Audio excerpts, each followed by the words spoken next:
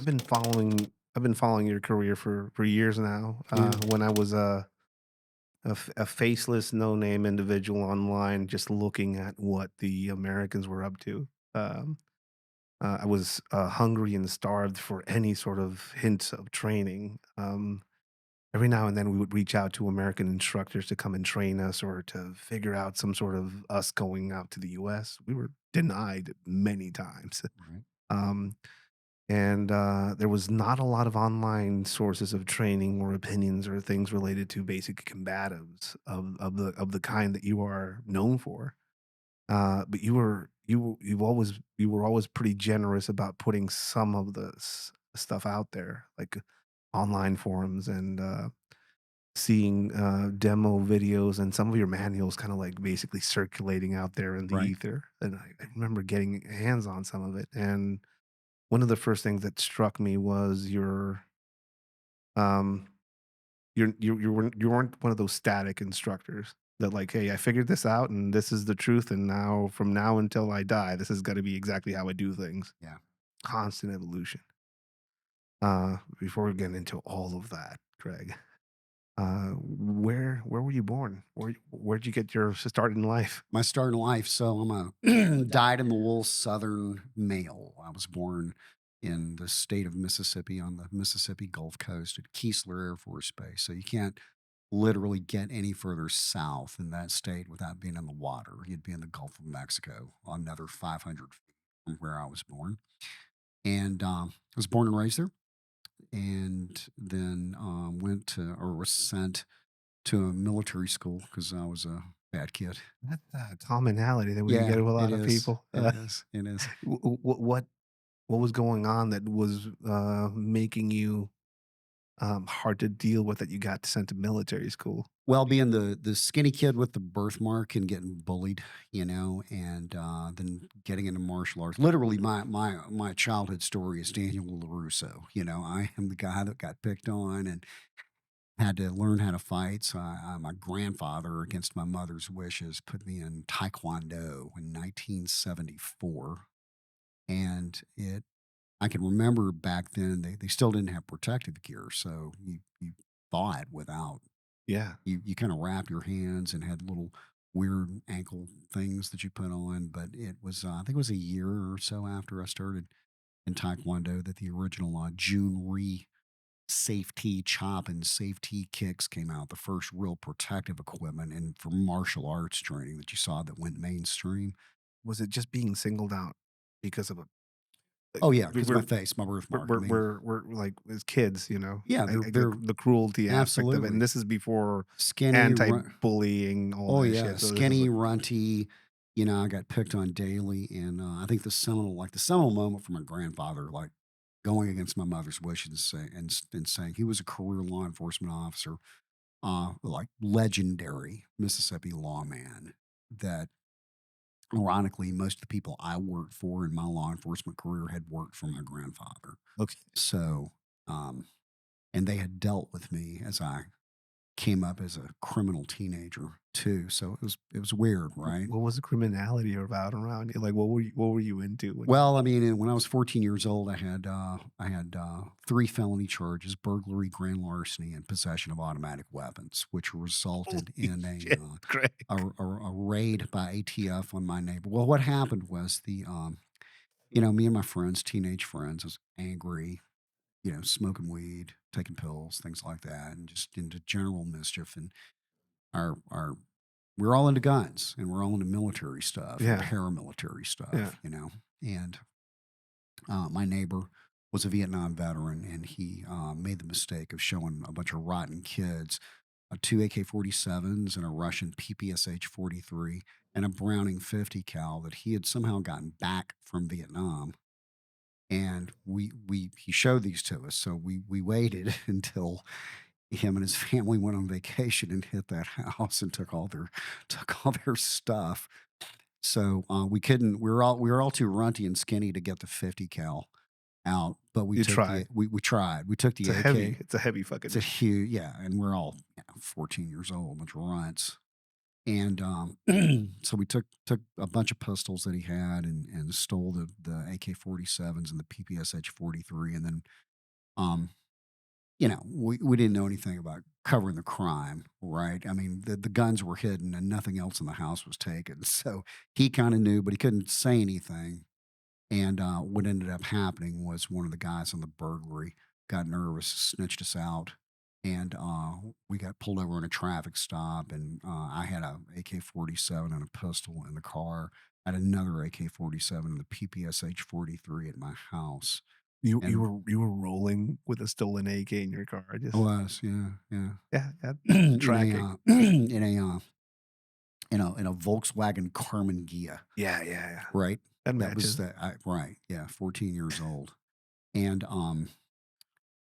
then local law enforcement obviously got involved, then ATF got involved, and they did a paper, did a search warrant on my neighbor's house and recovered the 50 cal. And that 50 cal, interestingly enough, went on a Coast Guard cutter that used to be at the naval station in Pascagoula, Mississippi, which is the county seat for Jackson County where I live. So yeah, that's the kind of stuff I was doing, and that led to. And then there was an intervention with my father, and I went to try and live with my father in South Florida and in Broward County, and then the criminality got even worse because I was outside of South Mississippi, which is still relatively. I mean, there's always a bad neighborhood everywhere, but you go from that to a large metropolitan area. There's More way more. opportunity. Yeah, so it started getting worse, and finally they figured out You we've can't got contain them. yeah, we've got to do something with him. So one of the guys that had been involved with the burglary with me went to a military school in Alabama, Marion Military Institute, and he liked it, and he was happy, and none of us had been happy, right? We were all, for whatever reason, angry. We talked about anger earlier. We'll probably get more into that now, but he seemed to like it. I'm like, huh, that sounds interesting. It sounds like something. I mean, it's compelling. So I asked to go, and they agreed to send me. So I went. You asked to be I asked to interned go. in I asked to military go. school. Well, I was pretty sure they were going to do something with me that I didn't want them to do. And when I realized that Steve Grant, childhood friend, liked this place, and I liked Steve, I was like, okay, maybe that's an out. So I decided to offer that up, and they agreed. It's like, yeah, that's a great idea. And they sent me, and it was a bunch of kids just like me, who were all. It was kind of Lord of the Flies. What was the shock for you when you went into that? I mean, it's I imagine you go from being Every aspect of my behavior controlled, and I mean every aspect, and is absolute accountability. So it was a military school with a demerit system, and you could get a demerit for anything. We lived with each other. We the high school kids were boarded, and the college kids were boarded, and the high school kids were the enlisted corps, and the college kids were the officers. And it was a 2-year college. Marion Military Institute. It's one of the oldest military schools in America. I think 1840 something. wow. It's been around for a Yeah. long time. It was a hospital during the Civil War. And when you were basically getting I mean, structure Yeah. and accountability, Eh, like and if you to the minute. So, it's funny. I just had a house guest that noticed that in my kitchen I dry the sink, and he's like, Why do you do that every single?" And I can't not do it. yeah, And the reason is because on a room inspection, a daily room inspection twice a day, you had water in your sink, then that was a demerit. yep, And you got so many demerits, like 10.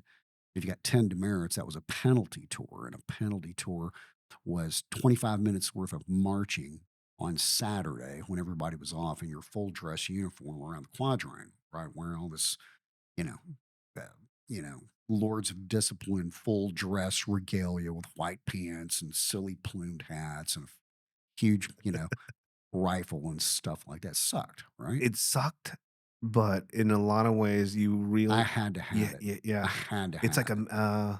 it's a medicine. it's a medicine in a way where it, like, makes you feel sick, but also you realize you need some of that shit in your life. If you're on your bed from 7 to 10 and you're not at your desk studying, that's a demerit. If you Yeah, don't have a school book open versus a personal book, that's a demerit, unless your GPA is a 3.5, and then and it's still with you. yeah, it just I Like, mean, rigid. for me, like, people freak out that, there's a made bed sometimes at the hotel, Yeah, and I lie on the floor because I don't wanna unmake the yeah, bed, yeah, yeah, and it's like, "Dude, you're out." I know, but, like, in my head, like, I'm still, you're it's daytime, you can't lay on the bed because right, it's made. right. Yeah. So those 2 years, my last 2 years of high school, and then the 3 years my 3-year enlistment in the Army, that probably saved my life. That really did. That kept me from probably going to prison, arguably. I Yeah. was there was no doubt I was going down that path. Was good at it. I liked it, enjoyed the excitement of crime.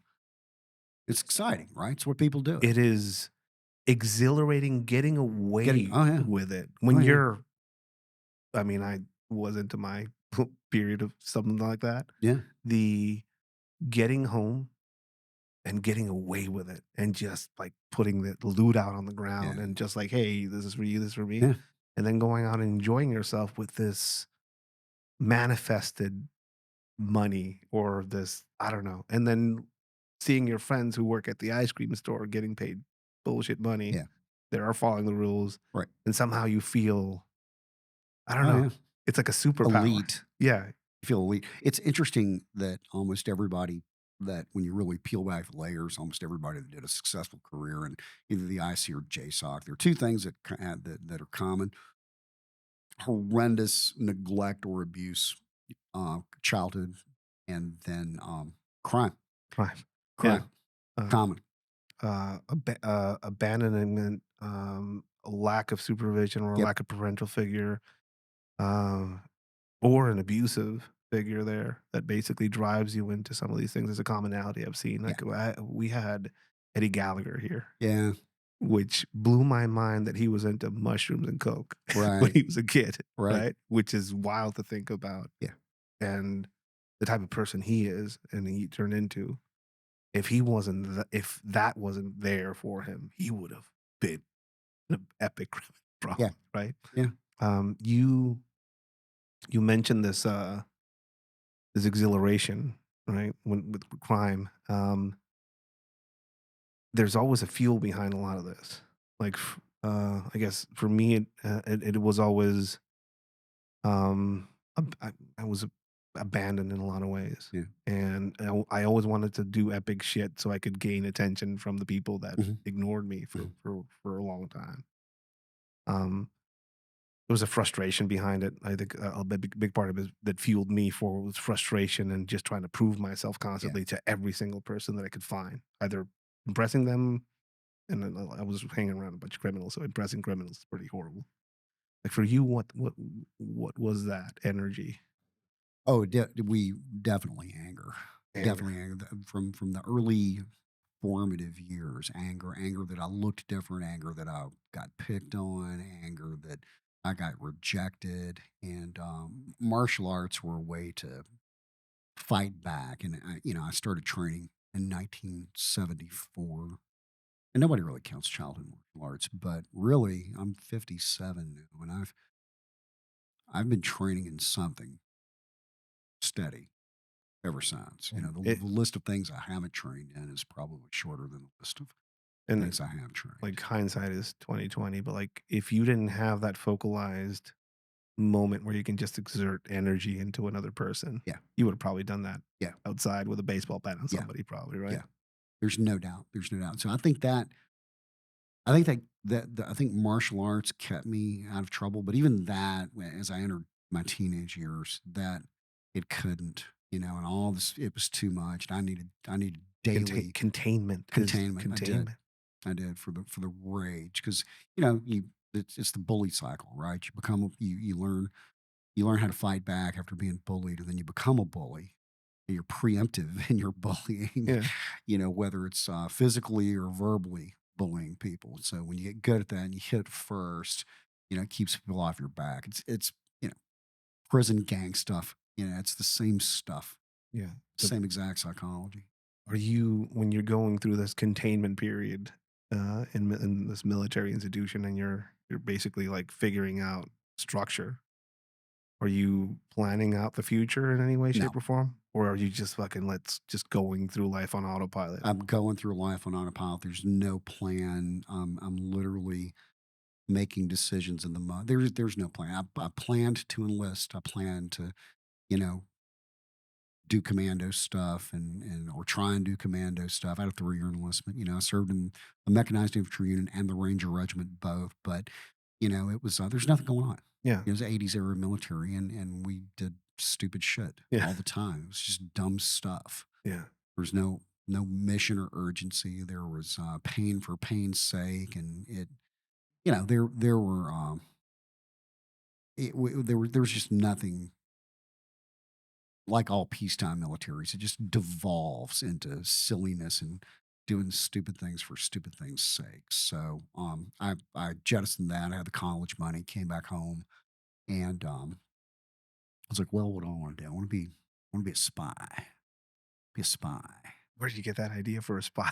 Being a I was spy? trying to find, I was trying to be, I was trying to be JB, right? Jason Bourne, James Bond, Jack Bauer, one of the Yes. JBs, right? It's interesting you say they're all individuals. Yeah. They're all, like, solo Yeah. people, Right. self-capable solo people that Yep. are gonna fucking fuck up shit on their own. Exactly. Exactly. That appealed to me. Um, I was never a team player. I don't do that well. I build teams actually fairly well, Yeah. but being part of a team, man, I've always struggled with that in Yeah. my law enforcement career. I struggled with being a team player. Now, put me out there and by myself, or give me responsibility and the checkbook, and I'll get some things done.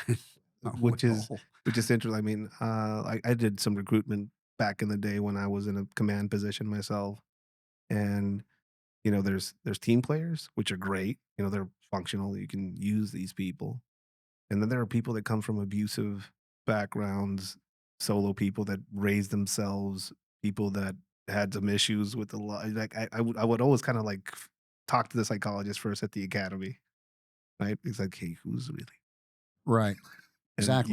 you could tell. And I guess people that have that self drive or that individualistic, like, they raised themselves, somehow they got to hear the capabilities that they have that bring to the table. Yeah.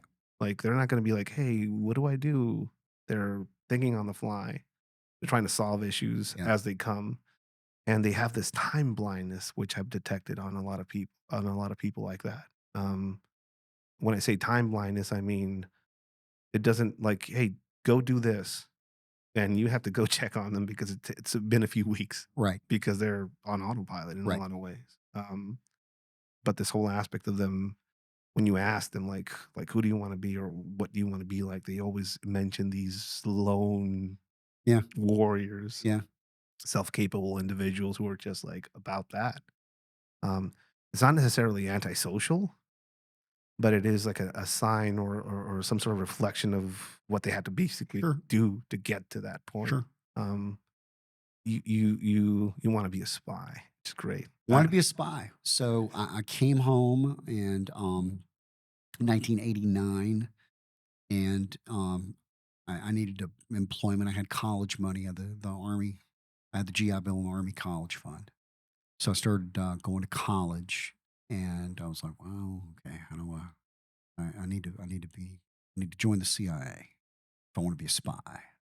So what should I do to be recruitable by the CIA? And everybody was saying economic intelligence. This is after the Berlin Wall fell, right? So Yeah. everybody's trying to figure out what to do, right? We beat the Soviet Union. They've dissolved. Who's the new They're our enemy? friends, right? It's like, what do we do now? So everybody was talking about the next big thing being economic intelligence. That was going to be the next big thing. Remember, Michael Crichton wrote Rising Sun, and there was a movie, and the Japanese We're through gonna control the world. gonna control the world, Yeah. right? Through economic means. So I was working as a bouncer part time, and I was going to college, and I decided, you know what, I am going to major in Japanese shit. I'm going to major. So my major, and I have my bachelor's degree. So my major was in East Asian studies with a minor in Japanese. I had 4 years of Japanese. So my plan was to do that and get hired by the CIA and be a spy. Well, the my family, I wasn't making any money, and I was struggling like anybody. And there was an opening at the correctional facility, jail, and my family's a law enforcement family. Everybody knew them. Everybody knew me from when I was rotten. But we fixed him. We sent him to military school. He's straight now. Sent him. He's straight now, right? So they hired me part time at the correctional facility, and that was 1990. And I was part time for like 3 months. Then I went full time, and I would kind of fill in those first couple of years. I would kind of fill in wherever, but they would give me basically 40 hours a week, and they worked that around me going to college as a full time college student, as a full time correctional officer. And I'd been a martial artist since I was a kid, and I'd gone from taekwondo to aikido to aikijitsu to judo, and I had decent grappling. And there was nothing really in the correctional facilities at the time. There was us, there was them, and we had big pieces of hickory if things got really bad. That was it. This is pre pepper spray day, so there's none of that. Baton, just straight Oh baton. yeah, oh yeah, Cracking sound. old Boom. school hickory. Yeah, Yeah. yeah. And I think it was towards the end of my first year, like 1990. I choked an inmate, and that was like a magic trick. Just a rear naked choke Yeah, on just rear somebody. naked choke. I had a good rear naked choke, right? Um, They choked an inmate unconscious, and it was a magic trick. So some of the deputies asked me, "Show me that." I'm like, "Yeah," and I became the choke guy, right? And the stories grew and the lore grew like among the inmate population because I did that like 2 or 3 more times, right? Because And Mr. Sandman is over there yeah, watching exact for right. that He's gonna guy. put you to sleep, dog. You know, um, and that led to me being sent to a law enforcement, my first defensive tactics instructor school. And then there was a request for some help at the police academy. So I started teaching at the police academy in 1992 when I shifted to being a patrol officer. So now I've gone from jail and I'm on the road. And, I did my road work. I went to college and I taught as an adjunct at the police academy. So I started doing that in 92. And then I took over the program as the primary DT instructor for all of the training in South Mississippi in 1994. This is 94, so this is like everything's kinda new grappling wise, and There's none of there's that. none of It's that it's there. it's PPCT management systems, and it's crap. So that was the first thing I was struggling to, and I was also, I always had good grappling, but I was very heavily into Kali and Salat at the time. So I was trying to figure out how to plug that in, which it didn't really work. And it ended up with me in my early years instructing for the wrong reasons, just, doing a Kali demo and being the man. And Where were you so you say Kali. Kali is such a big it is, so I started, universe. we had a guy, a local guy named David Monroe, who actually, I don't know if David's still alive. He's the inventor of the soft stick. Okay. Yeah. David lives in Georgia now, but he moved from the Mississippi Gulf Coast where he was actually an old Tak Kubota Gosokaru karate guy, and he moved and got involved with Southeast Asian systems through Francis Fong. So he started doing Wing Chun, he started doing Inasanto, Lacosta Kali, everything in the Inasanto catalog. So I started training with David.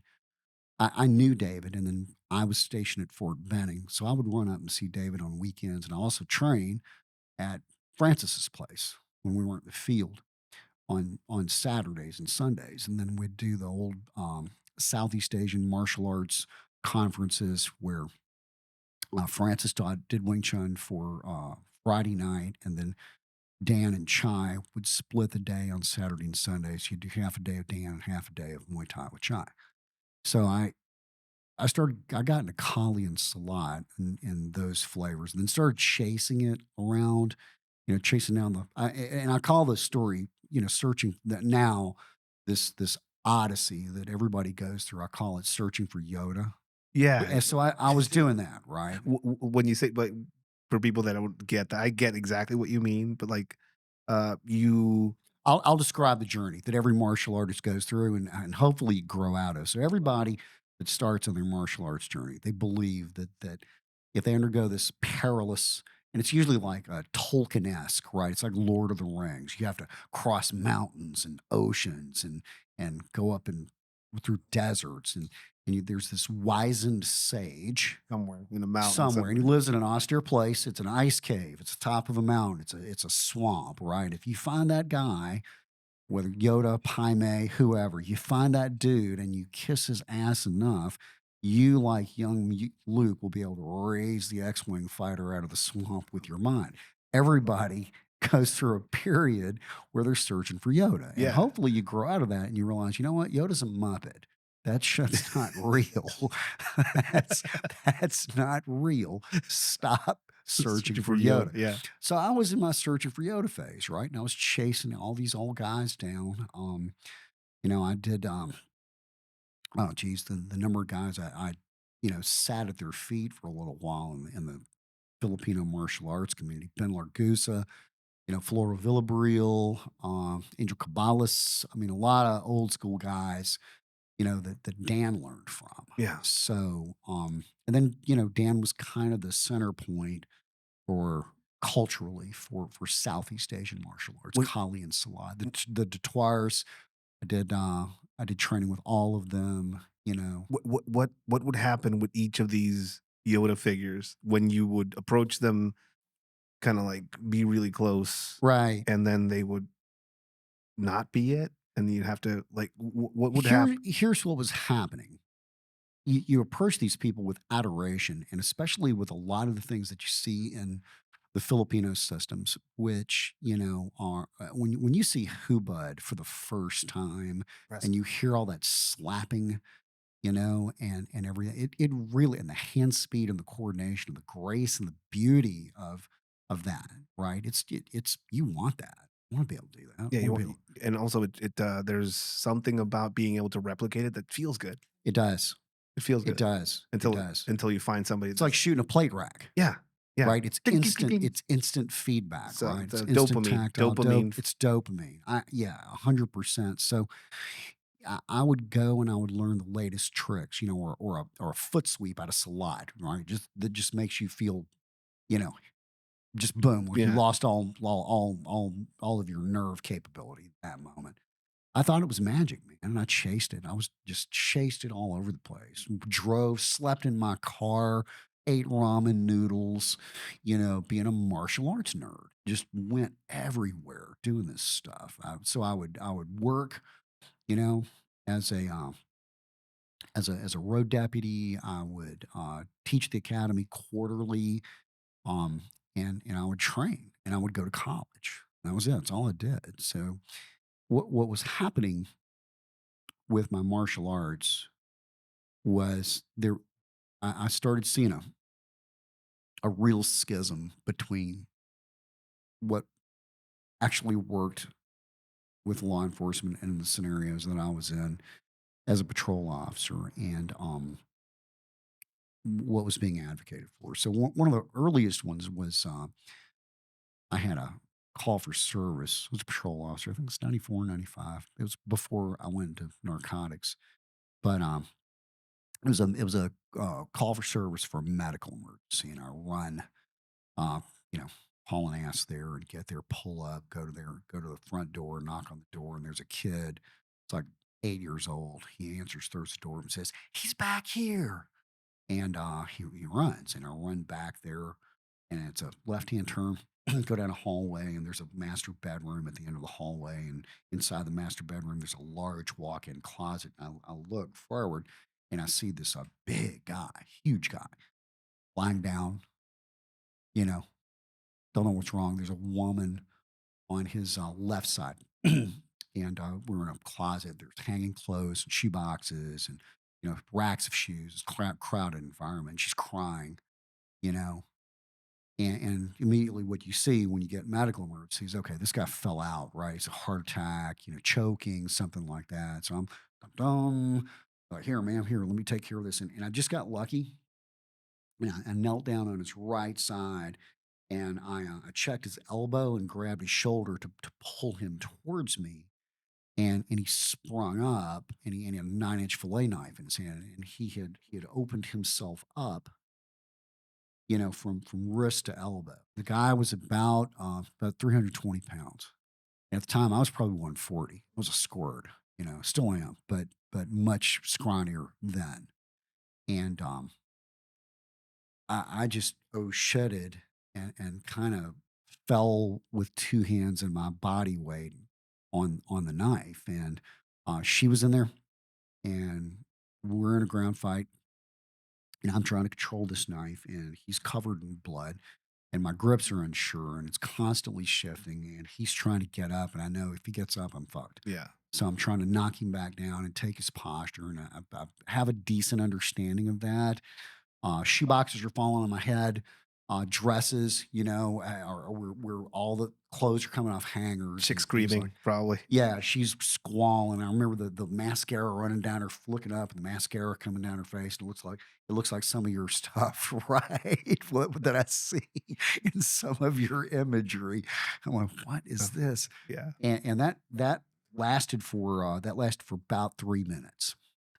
That's a long fight. And what happened was another road deputy showed up and just to check on me. I wasn't answering up on the radio. They were asking me, "Hey, everything okay? Code four, You blah went blah blah quiet. blah." Went quiet, right? Couldn't reach down, and hit my panic button. I was just steering around this guy, but every strip that I had done, Defanging all that. none of that worked. None of it It's worked. blood, it's, clothing everywhere, Yeah, screaming, none of that. bigger Every guy. every strip, every fang, snake, vine, disarm, none of it, none of it. And finally, the other road deputy showed up and he had his radio in hand. He didn't have a hand mic. He's one of the few that didn't at the time, but he had his portable in hand and saw what was going on and cracked a dude right behind his ear hole with that old school Motorola. And that was enough to Probably hit brain him a little bit and for us to dogpile him and wrestle him into a pair of handcuffs. And I radio jitsu is oh yeah, like a universal thing. yeah. It's the first thing in You're your right. hand, Hit him on just the radio. Oh, yeah. Or the old metal clipboards. Those are great. The heavy ones, they had steel ones before you had aluminum. So that was like one of the earliest incidents where I started seeing a massive disconnect between. like, as an after action thing, you're analyzing like, "Hey, I tried that one, I tried this one, Yeah, and this guy's bigger than" like, yeah. Well, and what Yoda will tell you is that you have not spent enough time of course, doing this, right? of course. You're just not good enough. And I did Filipino stuff for well over a decade. Doug Marcaida. Nobody knew who he was, and nobody knew who I was. Doug was an airman at Keesler Air Force Base, and we met at a Kali seminar. And Doug had a local group, and he was training Bikini Tertia. It's 1993 when Doug and I met, and it was a bunch of Filipino airmen. Yeah.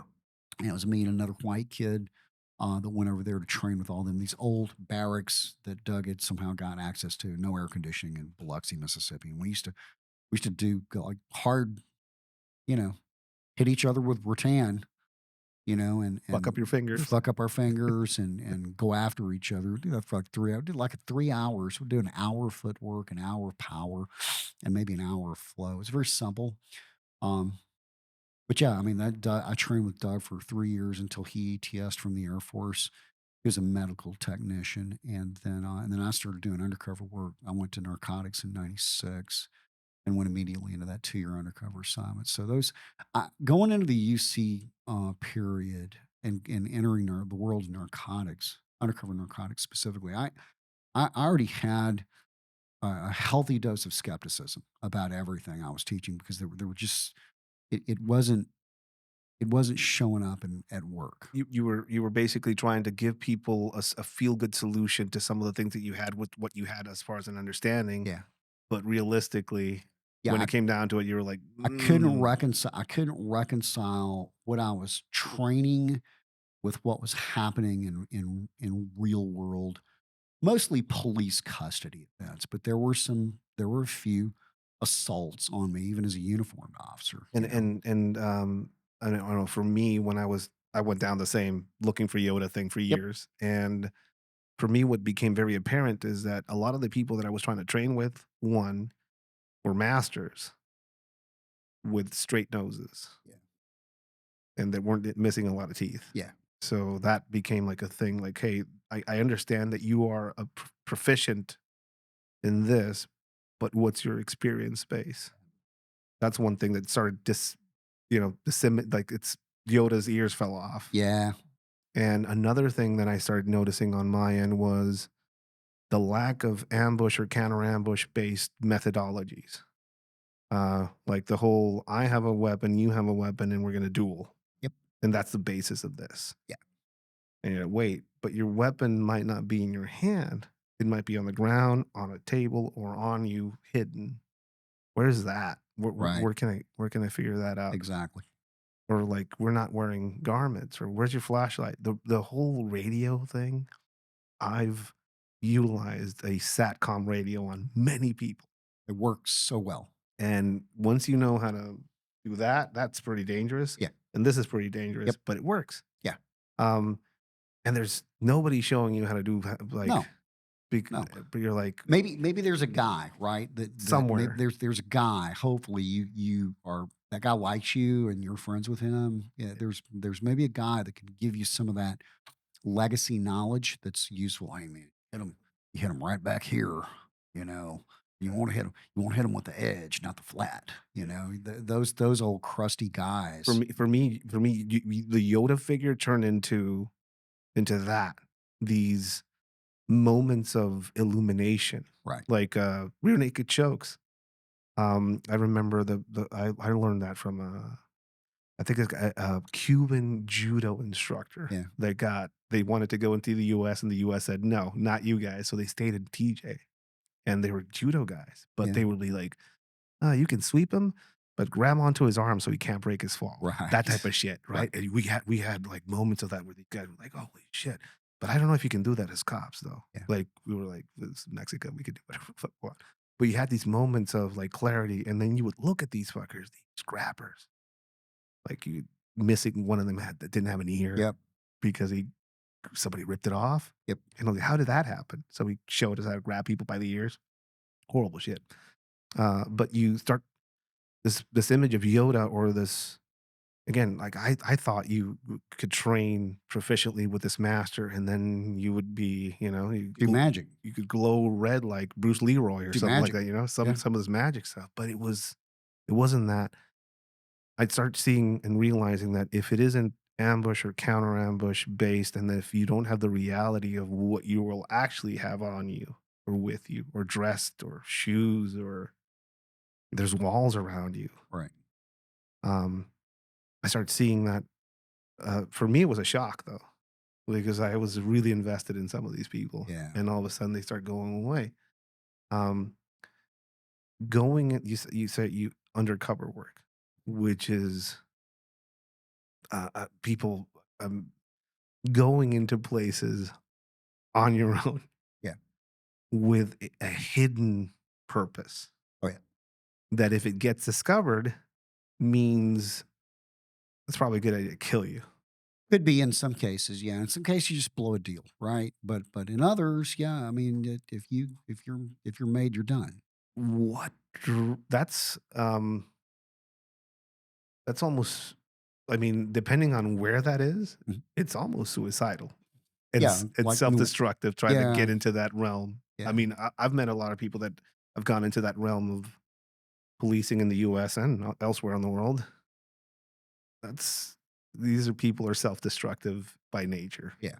Is what were you looking in that experience for yourself? It was interesting. It just came up. I wasn't looking for it, but I was asked, would I be interested in going into narcotics? And specifically, there was a pending, like, coast-wide 5-month undercover, 3 counties, all over the coast, undercover operation. What preparation are you doing for this? Well, Or is it are they do they, like, do they go and send you out to some specialized training, so I or is agreed so I agreed to the assignment, and I was transferred, and, I went to, narcotics January of '96, and the narcotics unit was in transition then. There was a it was a countywide, narcotics task force, and if there's any area of law enforcement that's politicized, it's dope because there's money involved with dope. There's seizure money involved with dope. There's constant infighting in multi-agency task forces, and there are constant regime changes and things like that. You learn as much about duplicity from the people you work with in narcotics as you do from any scumbag that you take down or elbow in. But no, so I went there, and I was sent to a basic narcotics investigation course that was 2 weeks, I think, no. and then went to an undercover operations course that was actually pretty good. It was What were you being shown? So, case management, dealing with informants, how you manage informants. And are the people doing the training for you are experienced individuals, They or are. They're actually the undercover school I went to was pretty good. It was run by a guy named Charlie Fuller, was a former ATF undercover guy, and a guy named Radford Fox, who actually was a Fort Lauderdale cop, and used to he did some outlaw biker gang stuff against. I think it was the Outlaws that Radford worked. He didn't actually penetrate the organization. He was just scooter trash, but he was in on the periphery and made some good cases. He didn't get a rock or anything like that. what cautionary tales are these people telling you? You know, there was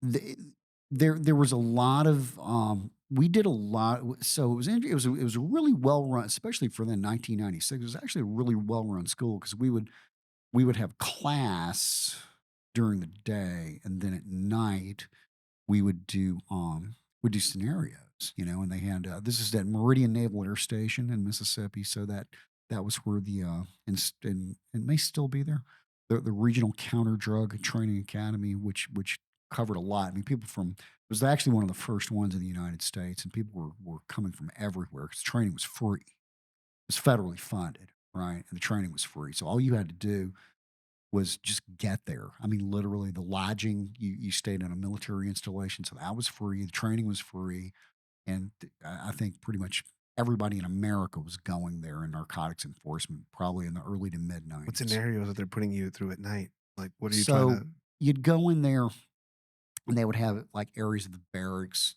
set up for a room, like a hotel room. They'd set up like a hotel room. You'd go in there, and you'd um, you'd have a role player who's a female, you know, and she's a snitch, and she'd walk you in there, that kind of thing. And she knows the target. You go in there, you buy a little dope. She's kind of lingering around, and she goes to the bathroom, and dude gives you your money back. Says, "Hey man, go ahead and take off, man, because me and this chick are gonna party." And maybe before that happens, she told you, said, "I'm kind of hinky with this guy. He's hit on me before. Blah blah blah blah blah." So you have to make decisions. The video on this. Yeah. You have to make decisions. You know obviously I can make a dope deal, and leave, and possibly this chick gets raped, or as can I be cool and manipulate this guy and figure out how to get her out with me? Do I have to come out? Does it go kinetic? That kind of thing. So it was really Problem solving on the fly. problem solving on the fly, and they evaluate you for that. Another one was, you show up, and you're buying methamphetamine. The guy's all whacked out, and running around in his underwear, tinfoil hat. And you're on the way out. He's like, "Hey man, look at this! I built this bomb. I'm gonna take this shit out and blow it." That kind of thing. It's like, okay, this is shifting from you see to go now. This is we're out. And are people figuring out that that's just not for them there? Some do. Yeah, some people figure out, they're not good at it. They don't like it, that kind of thing. And there was never any like blanks or simunition. Well, there would be blanks sometimes, but nobody's shooting at you or trying to grab you or abduct. There's no kinetic component to this. Yeah. This is all decision making and the work of narcotics, right? Evidence management, all the everything you're supposed to do as a narcotics agent. All the fields of do. So I went to the school and came back from that, and then we started this operation locally on the coast. It's 5 months, and I was one of probably 4 on the coast that, we're just going all around, Biloxi, Gulfport, Bay St. Louis, and, making cases and mainly buying crack, and we would, and this is the heyday of the video buy. So basically you're in a car and that car is wired for video and audio. It's got like 3 Watex 660 board cams stuck in various places. And you're wearing so there's video running, there's audio that goes to the video. You're wearing a body wire and you're being followed and bracketed loosely, and you go into these neighborhoods and drive along. You see a guy on the corner, you think he's selling dope, gives you a little chin lift, you know, and you pull over and maybe make a dope deal. Maybe it's real dope, maybe it's not, and that goes 100 different ways. But you buy drugs, you give him money, and then you go run and meet the guys, and you relinquish the evidence, you relinquish the tape, you try and write down a few details about what this guy looks like and where it was at. They give you more buy money, they put in more tapes, and you go do it again. Yeah. So I would do that like 8 times, To just build a case on somebody no, 8 times, like f f 8 different people in the same day. in the same day. Fuck. Yeah. And that's how easy it was to buy crack, mainly for black guys. Black guys on the street corner selling crack. You could literally go street by street by street by street. Now, a question that a lot of people probably have because they watch a shit ton of movies and Yeah. they look, how about using any of this stuff So you yourself? try you yeah, you always try if you obviously if I do drugs on video, that's not a case that's prosecutable. Okay. I mean, sometimes You're things happen. compromised. Yeah, sometimes things happen. But a lot of times this is like a $20 crack buy, Yeah. so it's like, okay, I'll tell you one where I did get compromised on video is I tried to be cool. I got a piece of rock. I got a rock of crack cocaine. And what I used to do, it'd be like, hit it. And be like, no, man, lick it. So if you lick it, it numbs your tongue, you know it's real dope. Well, they figured that out too. And what they would do, they would get bunk dope like paraffin or whatever else, give a little color, and then they put Orajel on it. So they tell you to lick it and numb your tongue up. They're just selling wax. I mean, it's a scam, Yeah. right? They're going to do try and snatch the money, try and hit you, things like that. But now I used to, when they tell me to lick it, I'd kind of hold it right here, and I had the buy money in this hand. A lot of times we're doing these deals through the driver's side window, and I got to get him in the car enough so the video can capture him, depending on what kind of camera I'm using. So I'm trying to like suck him in, and I do things like, "Hey man, look at, am I losing my hair?" And I turn my head down this way just to get him to stick his head in there to try and get a better shot of him Yeah. on video, right? Anything to improve the prosecutability of the case. But I had a rock in my hand and I rolled it. I used to roll it down and catch it with my finger, and I just do it real quick and I'd lick right here. I'm like, man, it's good, just to get out of there. Well, it crumbled on me, like broke in half. And I rolled it and literally got half of a piece of crack cocaine in my mouth. I'm like, I did it right on video. Like, oh shit. So yeah, I mean, you get, and that was just video buys. I was just buying crack from black guys. I mean, I've done pretty much everything you can do as far as UC work goes. So the question is, do you do drugs when you're working Yeah. undercover? It can certainly happen. Theoretically, if you're in a van and there are a bunch of guys in a van and everybody's snorting coke off a buck knife, and the knife comes around to you, you might end up doing some cocaine, Yeah. right? So, yeah, it can happen. You try not to, but It's you a know? it's a wild environment. I mean, it's unknowns. If you can't manage yourself, if something happens where you're being offered something and it's like a test, Yeah, like you have to make that. you gotta be cool. Either way, whether you do it or don't do it, you gotta be cool, man. You know, you gotta figure it out. And the figuring it out part, I like that. I That's where I'm at my best, right? Is no rules, nobody else. Yeah, Now, yeah, while you're doing this, I imagine this is,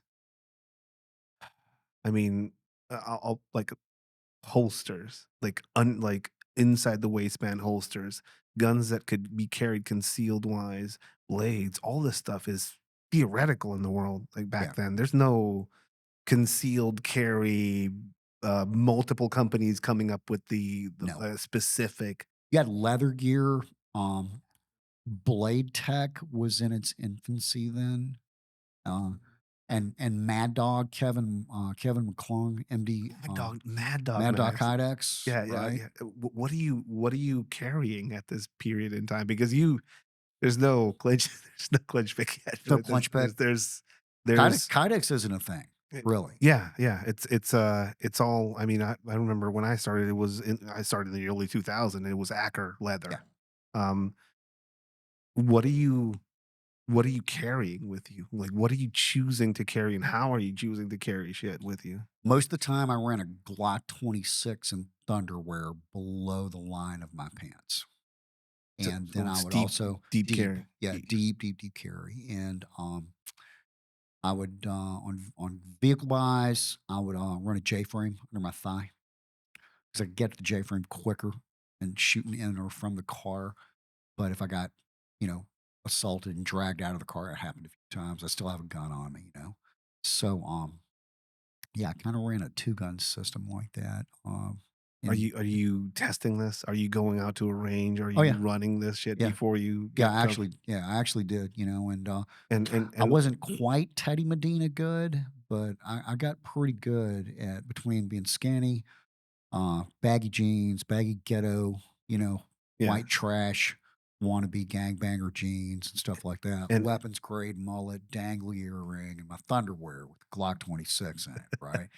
I got and pretty good at are actually you drawing from constructing that. some of your own shit? Because So one of the things they had the old Thunderwear. One thing I did do is I actually took a milk jug and I kind of lined the interior of the Thunderwear with the milk jug so it would slide out easier and it wouldn't bind as much. And I even had a Vietnamese lady fashion like kind of a like a leg thigh strap for the Thunderwear because it would flop, so I could almost wear like a groin cup, like a yeah, supporter, right? It kind of turned into underwear. So I had a pretty significant like ghetto homemade, but it worked rig that I cobbled together. And I was pretty good with that. I could draw from below from below waistline and accurately engage second half. yeah. Other than weaponry, like what do you have? Like what is essential to have with you? Cash. Yeah, depending on what you're buying. You get cigarettes, cash, you know, and a lot of times cigarettes were, you know, I always had an offering.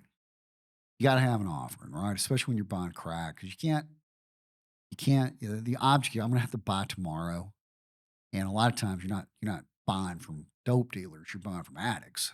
Yeah, So you know, you roll up on a guy on the corner and say, "Hey man, what do you need? Need a 40-piece dog?" Like blah.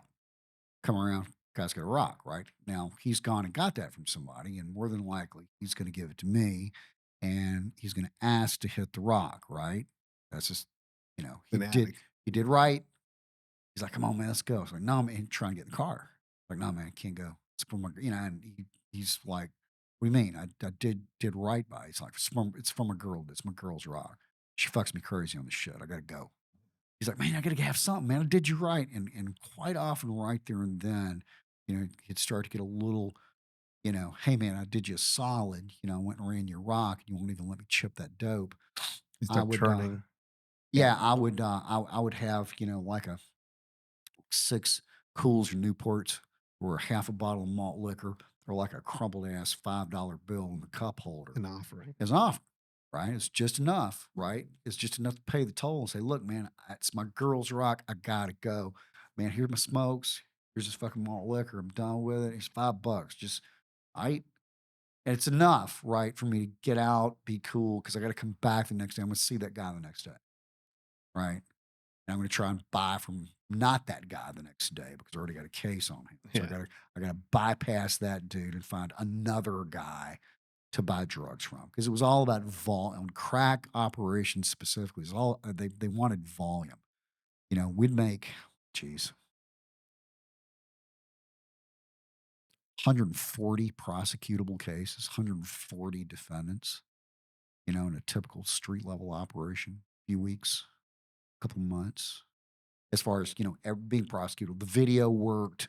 We actually figured out who they were because you don't know who these guys are unless you know who they are. You Yeah. you capture them on video and you pull stills, just a face. So you start pulling guys that work from the road. The area's like, you know this guy? But until then, he's Fanula new. He's first name unknown, last name unknown. And he stayed, and quite often out of all those buys, there'll be guys we can't ID or we miss ID them, you know. Get a 6 pack photo ID, trying to figure out who the dude is. And yeah, sometimes we were wrong. Yeah. You're that's a live environment. Yeah. They're trying to keep themselves safe. Yeah. So weapons are in the environment on Oh yeah. there. Are you seeing them on them? Like Oh when yeah. you show up and have somebody, I mean, for anybody that hasn't been through shit like that, you have somebody walk up to your car with a gun on their Oh hip. yeah. All the time. Like All the time. some people will get itchy Yeah. and I'll probably want to pull out my own and just put it underneath my arm. I tell people all the time, there's you can't be risk averse. You couldn't be risk averse and do that back then. There's no You way. had to Yeah. be. There's no way. You had to be extremely risk tolerant. And I was robbed at gunpoint 9 times in 2 years. And as I tell people, most of those were fairly business as usual robberies. Well, gun in one hand and another arm stretching out to try and grab on to whatever. Sticking in your head, sticking in my nose hole, grab me by the hair, stick it under my chin. One guy the guy that grabbed me by my hair and stuck it under my chin, I went back and bought dope from him the next day. Because it was a thing, right? It was a Yeah. thing. He disrespected me and You had to go back. I had to go back. I had to go back. And they had even told me, man, don't do that. It's suicide. Yeah, that's stupid. But I went back. Hey man, you did me wrong the other day. Blah blah blah blah blah. And again, Perfect narrative. crazy white boy addict. It was just enough that he got it. He was entertained by it. And he freaking sold me crack the next day. I'll tell people that I've literally bought crack from a guy that 24 hours previously stuck a gun under my chin and fucked me off in a street corner. That's Right? the prestige element of a magic trick, you know? Yeah, absolutely. Yeah, and just being willing to do it. Right? Being willing to do things to justify to justify the end. As this is going on now, what is your personal life fucking looking like? Where's your personal life with all this shit going on? Girlfriends, started dating my first wife, towards the end of the UC time. How do you manage? You come home and, you're kinda still in character and smelling like malt liquor and cigarettes, maybe high, and Or just trying substance to unwind. the whole that aspect of it. Like, I mean, for me, it's I remember back in the day when I would just come home, just it's you're wired, Yeah. you're wired, and you want to come off that, or you want to. For me, it was just getting drunk as a mother. Yeah, I was there was drinking was always a part of it. I mean, I would go I would start the day, half a 40, half a 40, because because here's the thing, you want it on you, you want to smell. Like I would, especially like working crack during the summer, if I drank a half a bottle of malt liquor and we started buying crack at 11 or 12, I want a good, hour of sweat and Yeah, malt liquor. Cause so when I pulled up on them, yeah, I smelled like them, yeah. right? It was just coming off my pores. If it was a bottled scent, it would be Ode Crackhead, I, I you had know? I had a guy who showed us things like here in the area. I used to Yeah, play the part of a deportee. yeah, That was my yeah, character, and he showed us the art of invisibility. yeah, He told me, like, "I'm going to show you the art of invisibility." Thought it was a ninja or something like that. right. If somebody can smell you before they see you, like you're An good. olfactory memory, that's a big one, right? If you smell like a crackhead, immediately that's just that bolsters authenticity. Yeah, You know, the for chances of me making that dope deal go up. And everybody knows the police don't drink and drive, yeah. right? Yeah, They don't do that. yeah. So For us, it was, um, Tonayan, which is like a fucking just straight fucking alcohol, yeah, basically, and it has a smell to it, and wheat-based beer for a few days, no showers, clothing that we buy off the street and just smell the part. yeah, yeah, absolutely. And just speak the English, Spanglish, and just go around really wired, you know, a Yeah, bunch of Monster Energy cans in you, yeah, uh, chili sauce with a small syringe, make track marks and shit like that, just yep. to play the part. Uh, To the personal life, there really wasn't one. I mean, there wasn't a personal I life. ask because like I Yeah, have no idea how fucking people can do both. There's no yeah. life, at least for us when we're just And especially once I started like getting sent away, yeah. right? So when I left, went beyond the coast and started buying drugs all over the state. Went bought drugs in New Orleans for a little bit. I mean, I bought Oh, crack. how was that? Yeah, it's crazy. I bought crack in the old Ninth Ward in the Desire and Lafitte housing projects, which at the time looked like Mogadishu. It was I had big holes smashed in the walls and stuff like that from apartment complex to apartment complex. People use them as Yeah, escape hatches. it was bad. It was bad. I mean, it was anybody that's watched The Wire, it was worse than that. It was worse than that. What was your closest call while you were basically dancing with, a bunch of crackheads I mean, that's I had 2 I lame. had 2. I had 2 the 2 close calls. There was the one where, it was a robbery guy, put the gun in my head, and I wish I could tell somebody why, I went for the gun compared to the other 8 times that I didn't go for the gun. So I'm a Let's guy. walk us through it. You're at it by Yeah, in a it's vehicle. $40 crack, man. You've done this many times Oh, before. I You stopped counting somewhere around the 600 mark. you've already been robbed a few times and Oh, you've yeah. played it cool, didn't fucking freak out. Business as usual robbery. Somebody just shows up and Yeah, I'm trying to buy from this guy. Puts a gun in my head, and I caught, and maybe, and again, I hate to even try and guess why I went for the gun. I wish I could say I saw a narrowing of his eyes, a whitening of his finger. I felt his. All I can say, realistically, it didn't feel like the others. He pushed and kind of pushed into me, and I took the pistol across my face, and then he followed across the console, and wedged me at the B pillar. yep. And right when I hit the B pillar, that's when the gun went off. So it went off about an inch away from my head. What type of gun was this? It was it was an old Taurus PT It's 92. enough. Yeah, That's enough. Beretta clone, Beretta clone. Piece of shit gun, but Yeah, cool. yeah, And that, for people that haven't experienced a gun going off that close yeah. to your head is I basically liquid Yeah, with a brain floating on yeah, inside of it. Your eyes are liquid, and your ears don't do well yeah. with sound. And and then just and my face was numb from the concuss. I thought it hit me. I didn't know, so I was stunned there for a second. And he had followed me over, and he's trying to pull, and we're fighting over the gun. And I don't want to let go of the gun, and I lost the J, and he's wedged me, and he's split my body in half. So my hands are up here, and Yep. I'm cut off from my waistband where my shit's at. Can't get to it. There was no car fighting back then. Nobody, You're fighting nobody. for your life. You're Yeah, grabbing and not wanting to let go, and for some reason, you snapped at this yeah, guy out of all yeah. And I kind of like just started wedging it out of his hands, and he let go and he punched me 2 or 3 times and then bailed.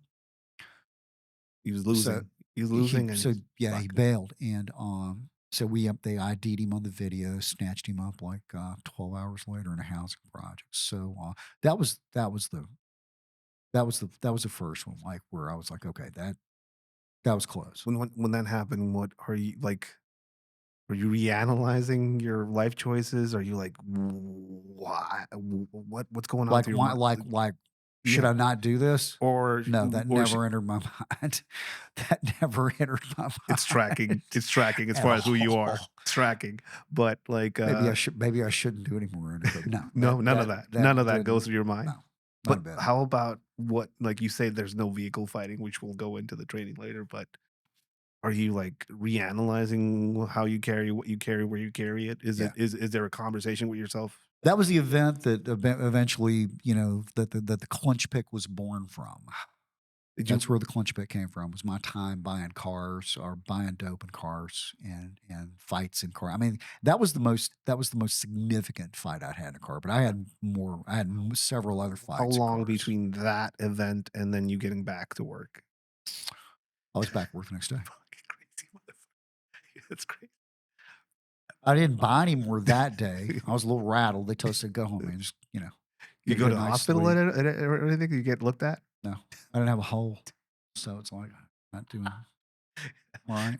Damage is there though. Like, the Yeah, damage it is there, but, is. like, you're I get it, man. I get it. No, I went back and just, I was buying dope the next day.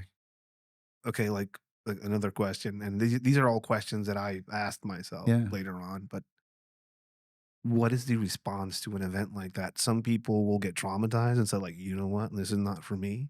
Yeah. Some people will get exhilarated, and some people get pissed off. Um, People react differently, and that's like Yeah. a character trait for different people Yeah. that do this type of what was your There was a little fear, but I was kinda giddy. I just you got away with you yeah, got away. yeah, yeah. God didn't fucking get me. Fuck that guy. You know? Did you ever see him He's in a again? holding cell. Oh, yeah. Yeah, I saw him again, yeah. Yeah, I think I can't remember what he actually served. I wanna say he served like 12 years. He's been out. That was 30 years ago almost. So, but, yeah, the idea that I was not gonna do undercover work, Didn't cross your that fucking absolutely didn't cross my mind. And it was again, there was just an expectation, man, that if you were doing that job, you kind of took your lumps, and there was a weird pride, a very masochistic. I can take this shit that yeah, these other people can, and I can do things, and I'm willing to do things that other people aren't willing to do to fight to prosecute the war on drugs, right? I'm yeah, willing to do all kinds of things yeah. that they're not. And when you go about the process of, like, kind of like, see, how can I not have this shit happen to me again Yeah, where I'm separated from my waistline, yeah, where I'm better at this whole aspect of defending or being offensive as I'm trying to be defensive? yeah. Like, is this a conversation you're having? Every detail, from I essentially gave up my back when I took that gun, and maybe what I should do more now is shift a little on the seat, even when I'm making a dope deal, so I'm a little bit more centered on people. Can I do that and be cool and still buy drugs? Are you going back into your catalog of martial arts and you're like, wait a minute, Yeah, where is this yeah, part of it? And yeah. is that the moment where it's like, hey, Yeah, I've got 2 black belts, and I never had a car fight in my dojo. I should have had a car you fight in should have my had a car fight? dojo. And I yeah, should have I have 2 black belts in 2 different martial arts at this point in my life. It's like, why didn't I so that's a moment. where's my black belt in car fighting? So that's That's a what I'm doing. so Why that's a moment. Yeah, That's a like a yeah. that's a weird origin. Yeah, and that's all of it, right? The whole martial arts thing is and I'm not really training, in any martial arts right now. There's some guys that I'm kinda, you know, doing some backyard MMA with, Yeah. because the UFC now is a 3 or 4 years old, Yeah, yeah. So people are and are trying to replicate it and see, "Oh, right, look at that. Let's see if we can do it in our backyard." right. The VHS Yep. videos and Oh, replaying yeah. them. Yeah, puzzle board mats, that kind of stuff. So, I'm still teaching at the police academy quarterly. So, but mainly that's all I'm doing is Yeah, QC work. I've got my degree, I'm out of college, so I'm not distracted with college anymore. and I got my degree in '94, and you're yeah, just fucking just focusing on crack deals. crack deals, heroin, pills, ecstasy, large, small quantities of marijuana, sold drugs. We can do that in the state of Mississippi. So I was a dope dealer. Where's this is another question I'll ask. Yeah, Where's your empathy there? Is there empathy? Is there room for empathy with any of these people you're dealing with on the street that are basically they're selling you these poisons?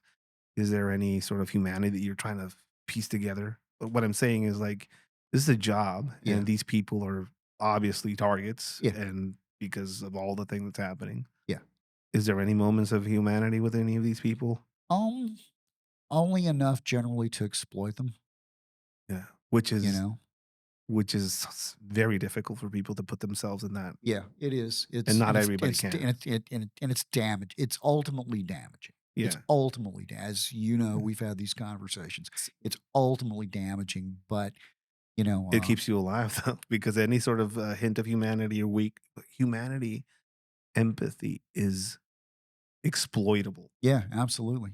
Like, it's a deer lowering its head to drink water, Yeah, and a predator will see it, yeah. but it'll take your soul, though, if you fucking stay there too long. Yeah, there it will, and I think, some degree of functional sociopathy with, some moral relativism Yeah, that and those qualities don't make you a good person, but they certainly make you functional in that environment for that job. and, like, like, we'll speak about the where you are now, but, like, people I see people now, like, seeing some of your story and also seeing what you've done with it as far as being able to empower other people or and you I get a sense every now and then of people trying to either follow or emulate aspects of that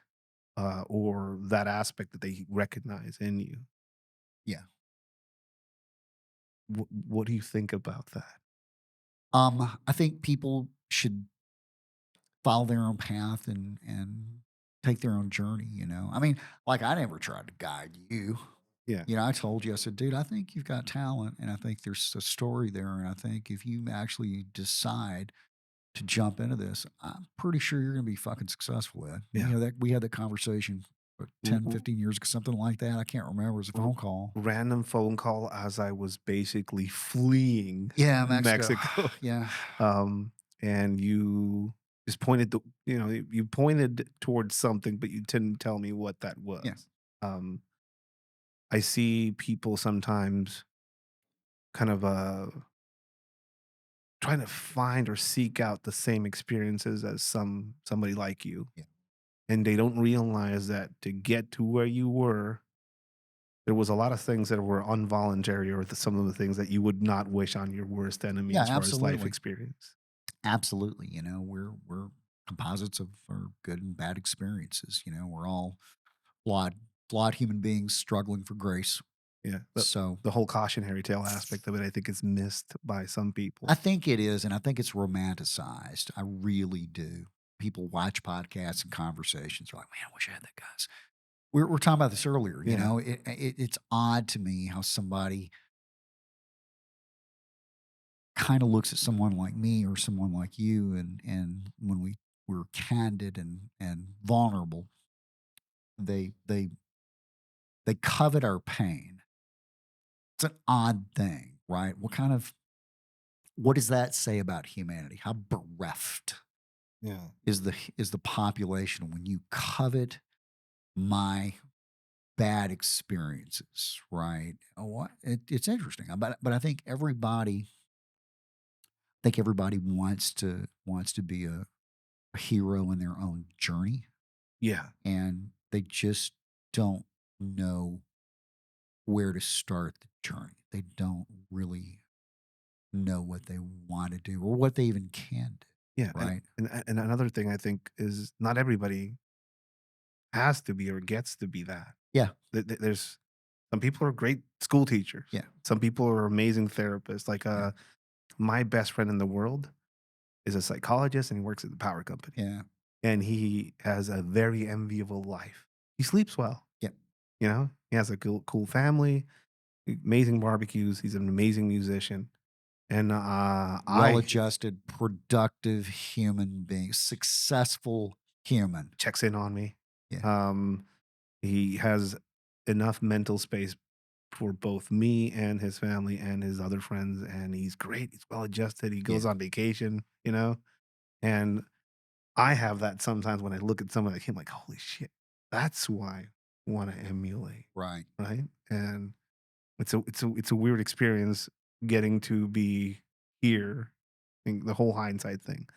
You know, most biographies are bullshit because it's us trying to make sense Yep, of, I agree. you know?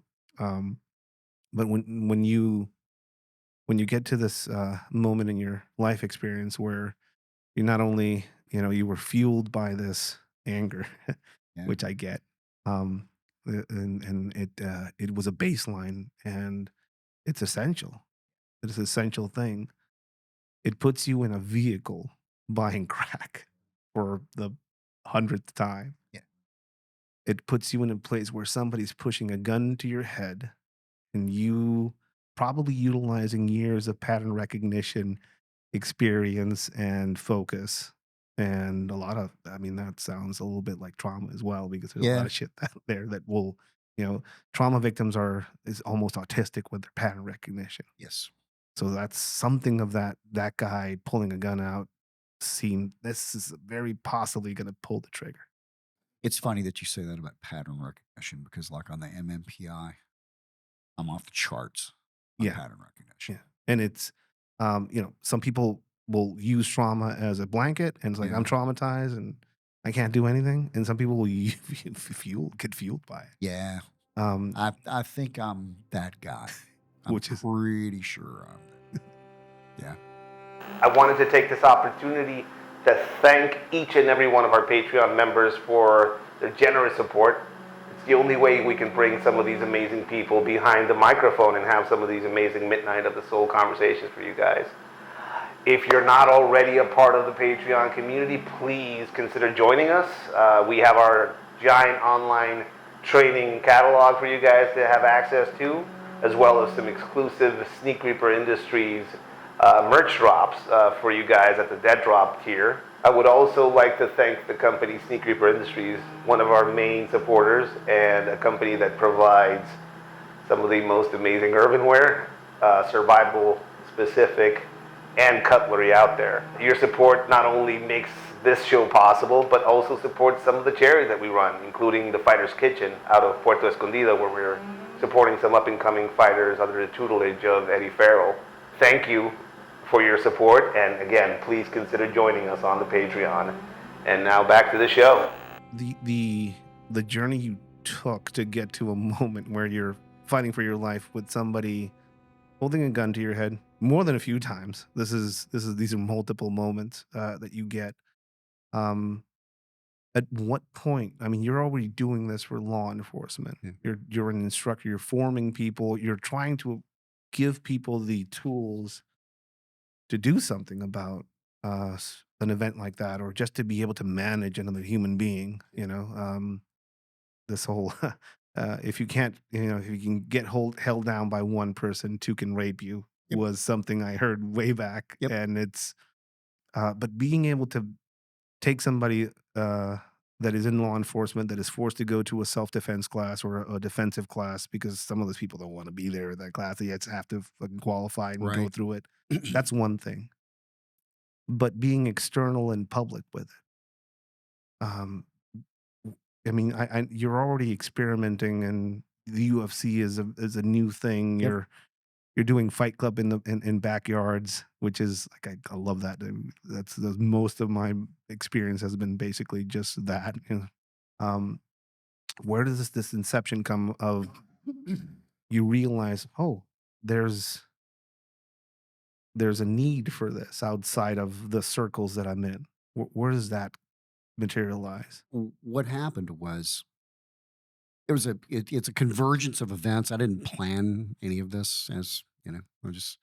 I have a I have a several, like, there's some common sayings in the ShivWorks canon at this point. One of them is "Life's a dope deal." Right? I say that all the time. Life's a dope deal because at the end of the day, buying drugs really is not really about buying drugs. It's about selling yourself.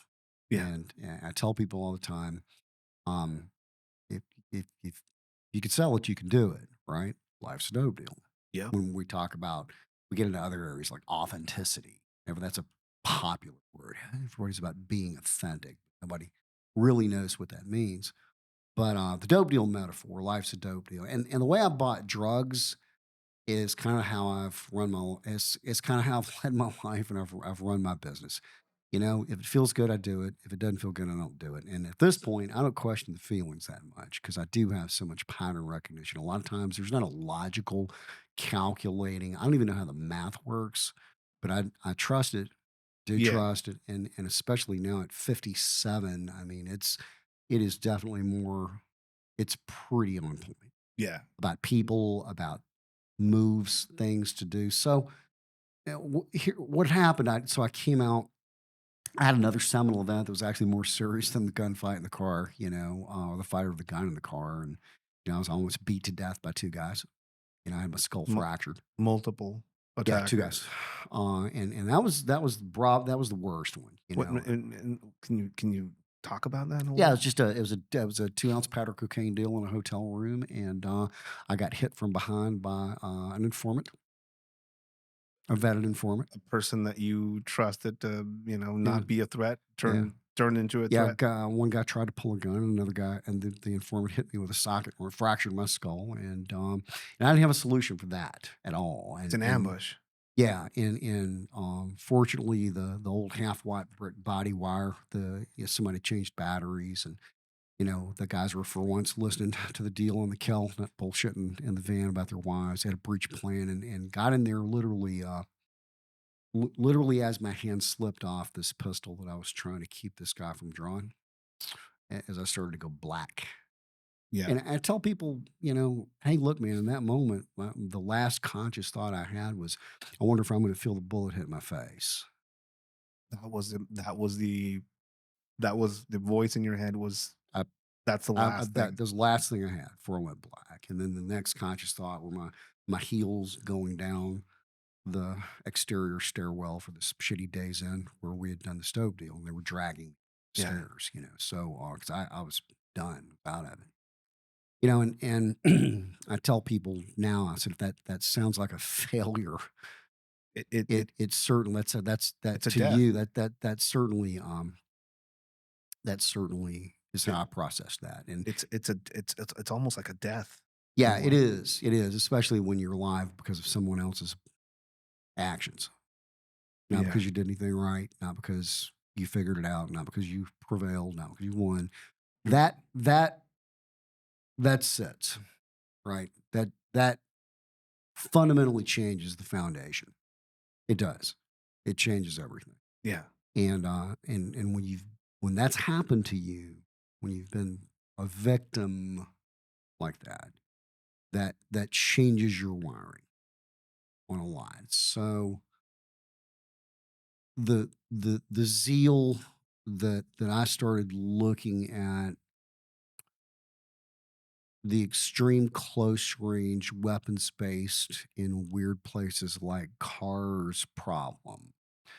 There was what I realized was just how flawed and fraught with problems martial arts in general were, and it kind of turned me into a practicing martial agnostic, which I still am. I don't care where it comes from. I'm not beholden to anything. My latest black belt is in Brazilian Jiu Jitsu. I've put a lot of time into BJJ. I'm not beholden to it. I don't consider myself a good Brazilian Jiu Jitsu practitioner, but it's necessary and it's a part of fighting. Um, but it doesn't define me. The problem defines me. The problem Yeah. defined me in that 2 years. And what I found I think what that 2-year time period, that 2-year undercover time period did for me, it created a room in my head that did not exist before, a big, big empty room. And where I just sat by myself for quite some time daily, thinking about all this stuff and realizing what really looking at the path that led me up to that point and what had worked, what had not worked. And And that must be, I mean, it's a frontier in a lot of ways, yeah, and it's there's nobody there to talk to. no. There's no, "Hey, let me talk to this other guy that is, accustomed to fighting with weaponry of this Yeah, there type." was nobody to talk to about that kind of stuff, and nobody that had similar experiences, and this is pre-internet days, right? So, I mean, just, you'd You're see alone. people you're alone, you'd see people maybe at Aslet, and try and figure out who those guys were, and first of all, the number of people that are actually doing undercover work compared to the number of guys that just work narcotics.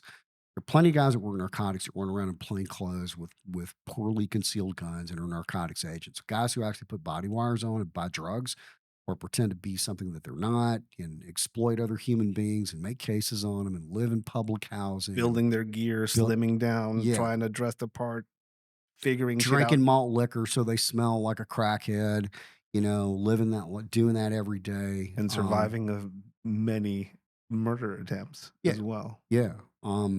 There's no you're in an It's empty just that room. they're not really you just and I'm sure there are peer people that have those experiences, but there's no internet, right? We Yeah. don't when nobody's connected. No. We have I think Aslet was really Aslet. And Leafy wasn't even. I don't think Leafy was even around then. The international. We had Aslet, American Society of Law Enforcement Trainers, and then you had things like the PPCT network. But what happened was, I'm still going quarterly to teach at the academy.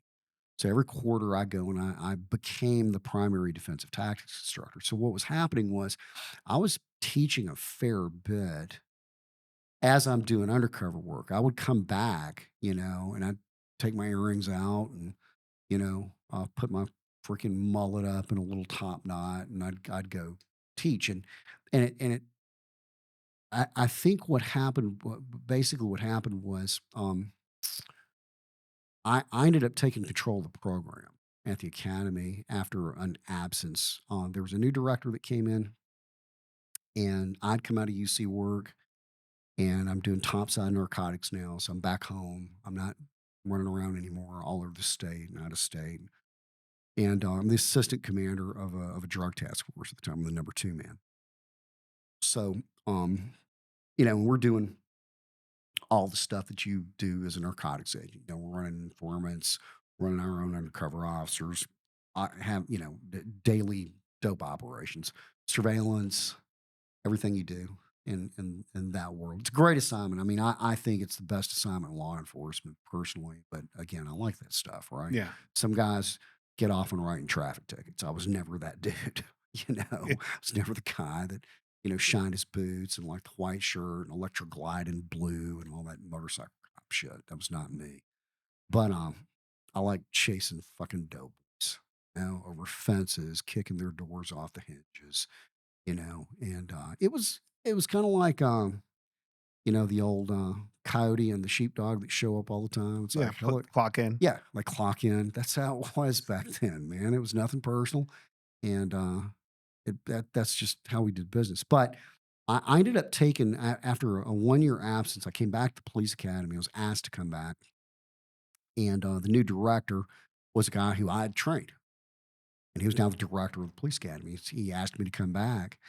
I said, "Yeah, I'm not interested in doing that, man. It's a bunch of bullshit that you guys want me to teach." He said, "What if we gave you control of the program?" So I took control of the program, and then they submitted the paperwork to the state of Mississippi to certify me as a subject matter expert. So they basically allowed you to build your own program. Yeah. Now So that now I had control of the program. I had access to all the equipment too, which meant the T guns and a ton of simunitions. So that's besides, so I had a laboratory yeah. now, and then I had some guys who I had been doing backyard MMA with, trying to figure things out, and they were law enforcement too. We're all right at the cusp of 30 years old.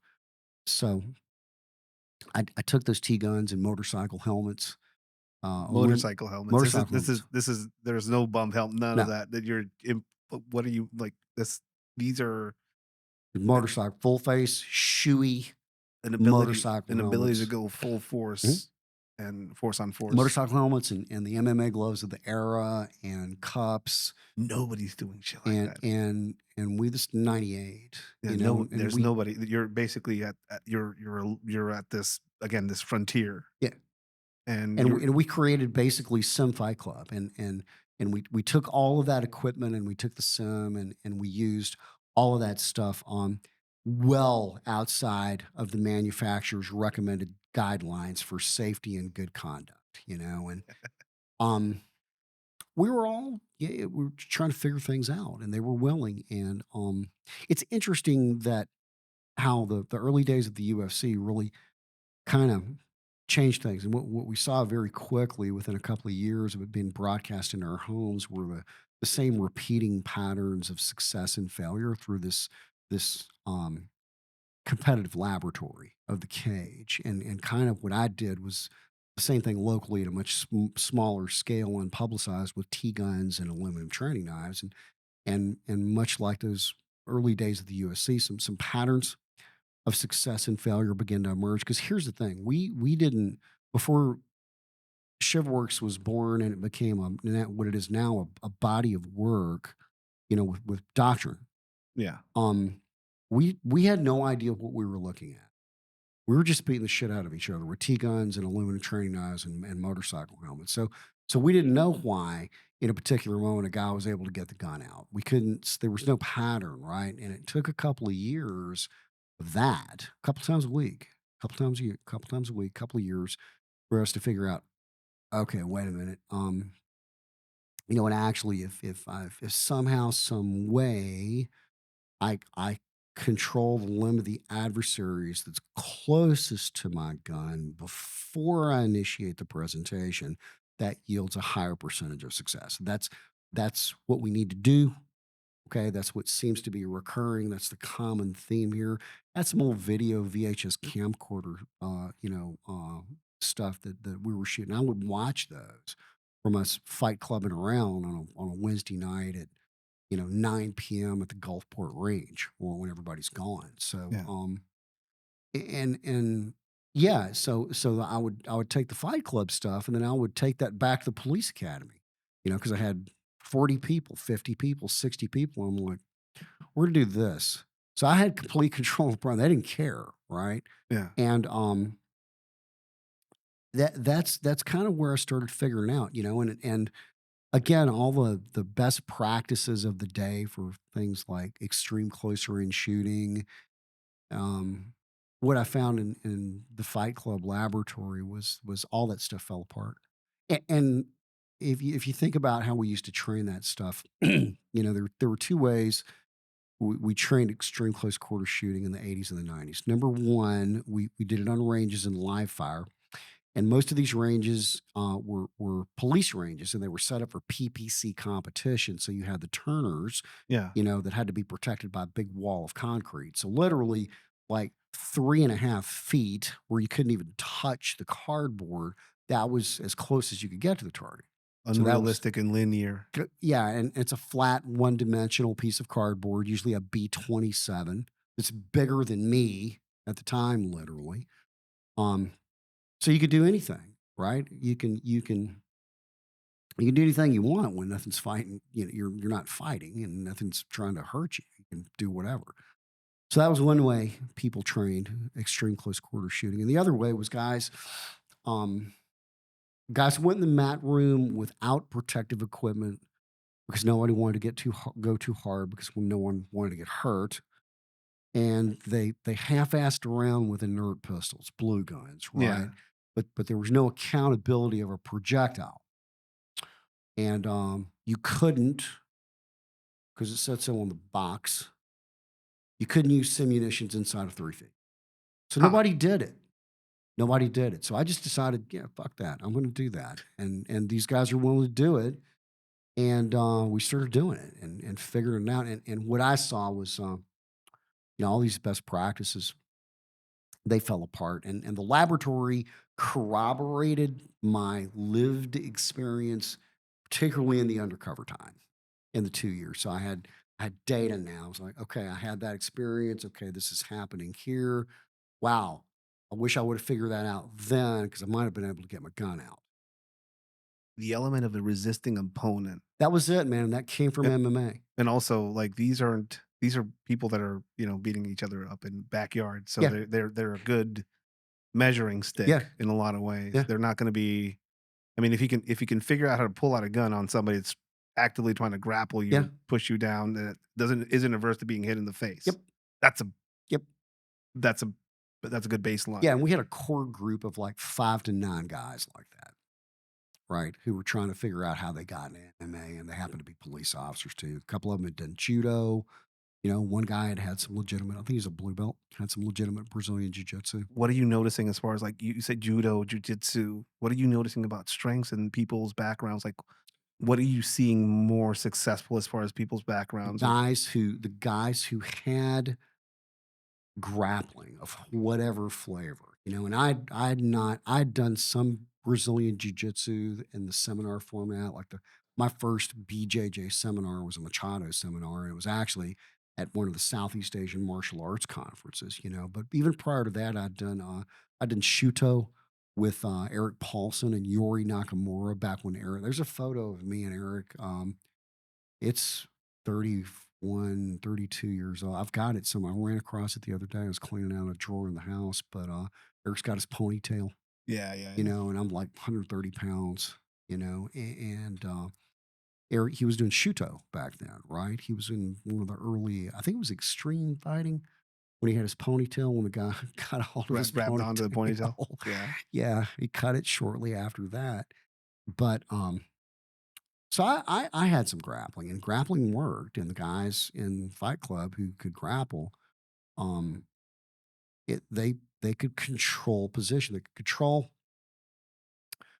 limbs and posture, and they could impose their will in the positional drag race to a gun at that distance. And if you didn't have it, trying to and I have a much better way of explaining this to people now.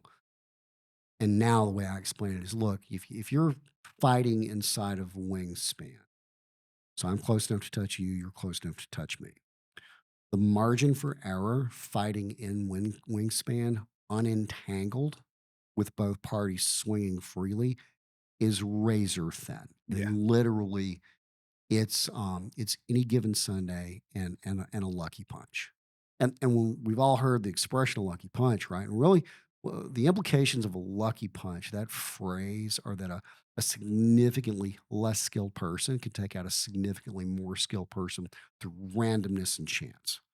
Um, the margin for error fighting like that compared to the margin for error fighting in wingspan entangled, where I use grappling to control limbs and posture, is much broader. It's much more forgiving. So when we do things like, okay, well, got to get a gun out this at this distance and everybody's flailing, striking your way out, that just doesn't work Yeah. well. It doesn't. You have to have it. And people will say things like, "Well, that's why you break. It's a distance tool. It's why you break range." Well, it's fine to break range until there's nowhere to go, like you're fighting in a car, Or any building or any or you room. just can't get this guy off you. You have to deploy the pistol inside of the ball of entanglement that you're in. Vertical, horizontal, or something in between, as exists inside of a vehicle interior, a cube. Yeah, and people don't realize that as soon as a tool is even hinted at in an environment like that, if there's any sort of experience, people will not want to create space Now, between. They wanna yeah, either control, grab, they become really grabby. No training at all, they just want. urgency goes. Yeah, a scramble. It's absolutely a scramble. So um, we we were doing that, and then I discovered internet forums in 2000, I believe. Blade forums was the Y- first one I went to, Yeah.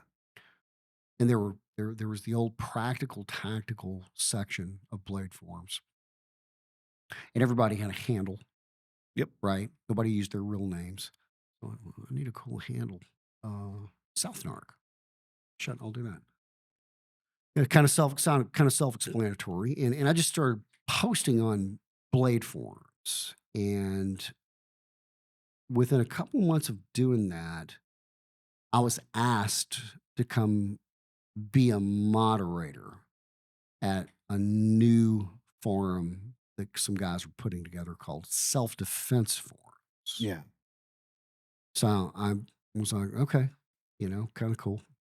And I just started interacting with people and writing online. It was interesting, right? And Open, different people. total all kinds of different people, and people were talking about everything, just talking. It was the early days of a public square, the bulletin software. Pre-social media, there's no social media back then, and we'd have discussions, we'd have arguments, and I would write, and I would offer, well, that I could tell you that doesn't work based on X, Y, and Z. And people found my opinions compelling, and they just started asking for more. And I remember they started asking for more information, and I'm not a good keyboarder at all. It's just I'm not good at that. I'm a good writer, but it's tedious and taxing to me. So we just gotten digital cameras, and people were asking more and more and more involved questions. I'm like, you know what? But if I take a photo's worth 1,000 words. So I grabbed one of my agents, David Pappas, and I took him in their conference room. I said, "Hey man, look, I'm just gonna pose you and put you where I want because I'm trying to talk to some people online. What? Just about like gun shit. Just let me do this." And we snapped some like 3 or 4 photos, and I put those with a minimum of text in a thread, and people went nuts. Yeah. They're like, "Oh," they went nuts. And then they asked me to do, like, "Can you do that again?" And I'm like, "What?"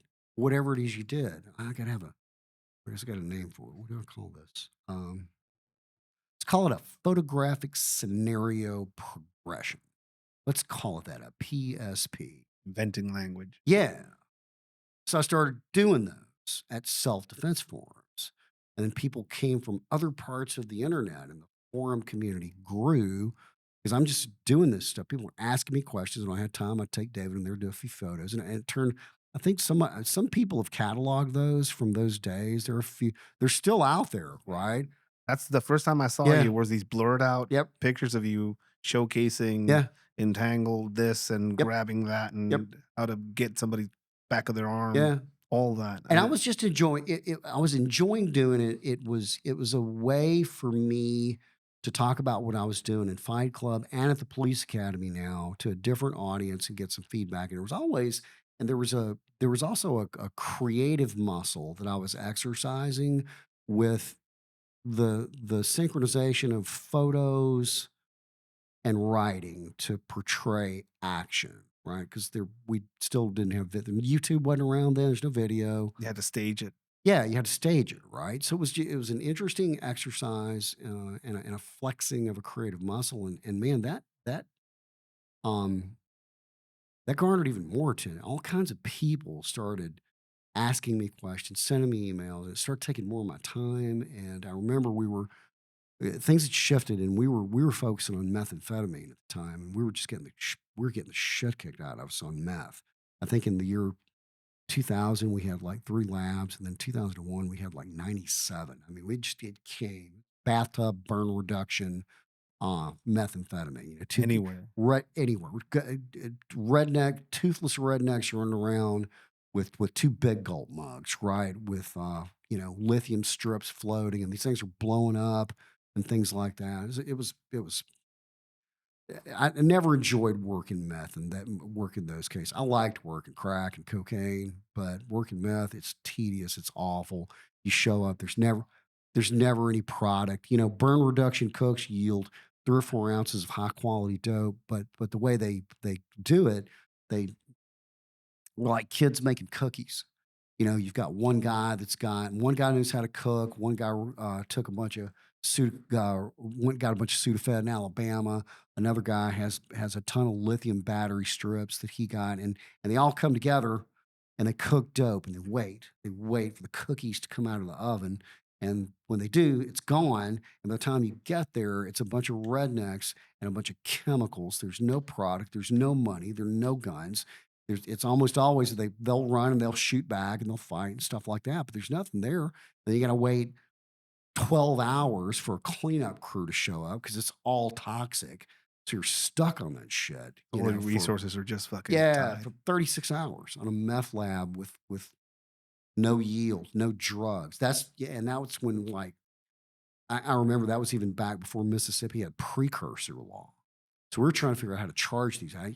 Manufacture of a controlled substance. What are the elements of that crime? Manufacture of methamphetamine.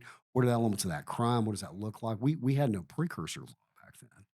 You know, I remember we were actively getting beat up by meth when our first statutory language started coming down about precursors. Yeah. So now you couldn't just run in and buy Sudafed products. You had to at least show them a driver's license. Um, so all that's all going on, and there are more and more people. I'm talking about knives. The knives were the first. The knife stuff was probably the first.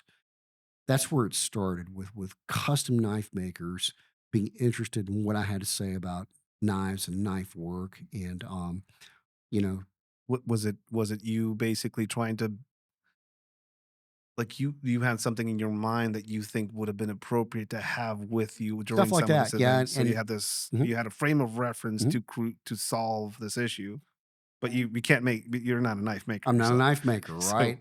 Knives that I think would have helped, like the clinch pick. That's my that the whole idea of the clinch pick and the downward diagonal is that I wanted something that sat in historically unoccupied space in the hip thigh crease when I was seated in a bivehicle.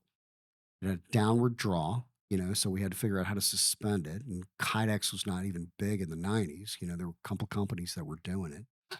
So trying to figure that out. I used magnets, that kind of thing.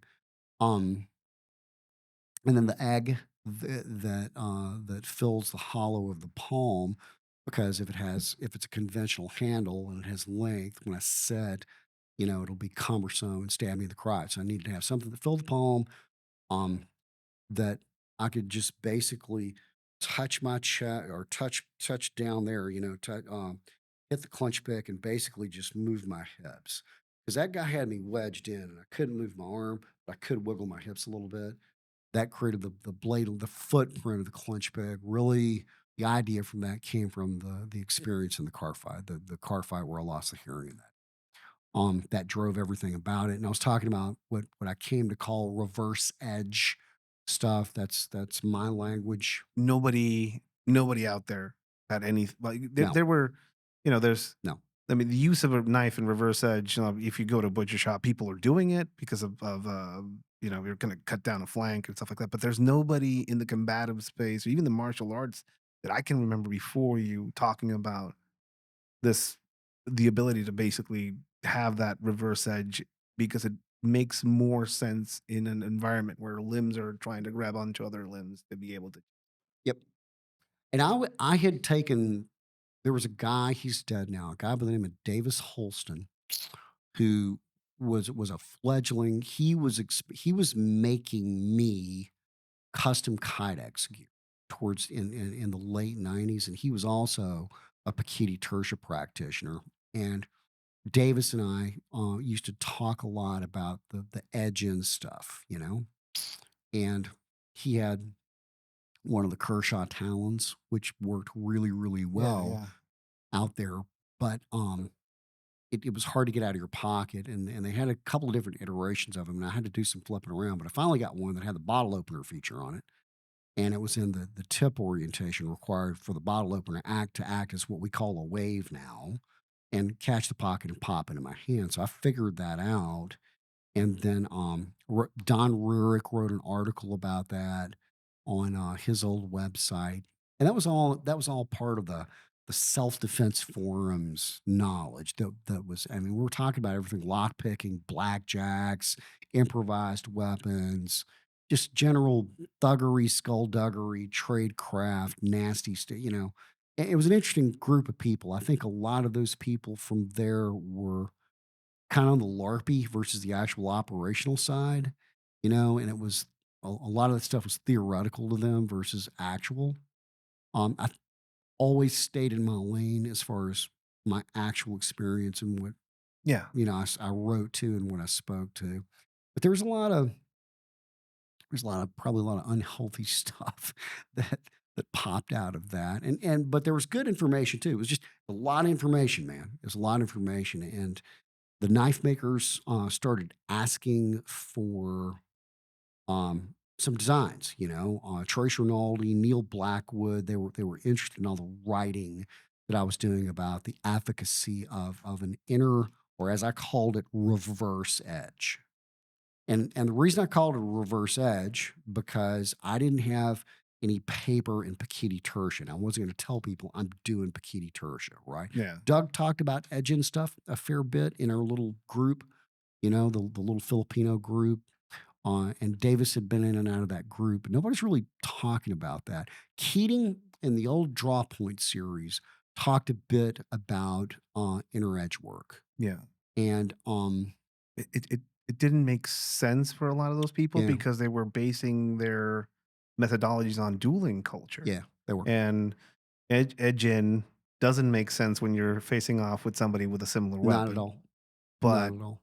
when you're ambushing or you're counter ambushing of Yeah. somebody that is going limbs on, that's when this starts materializing as an option.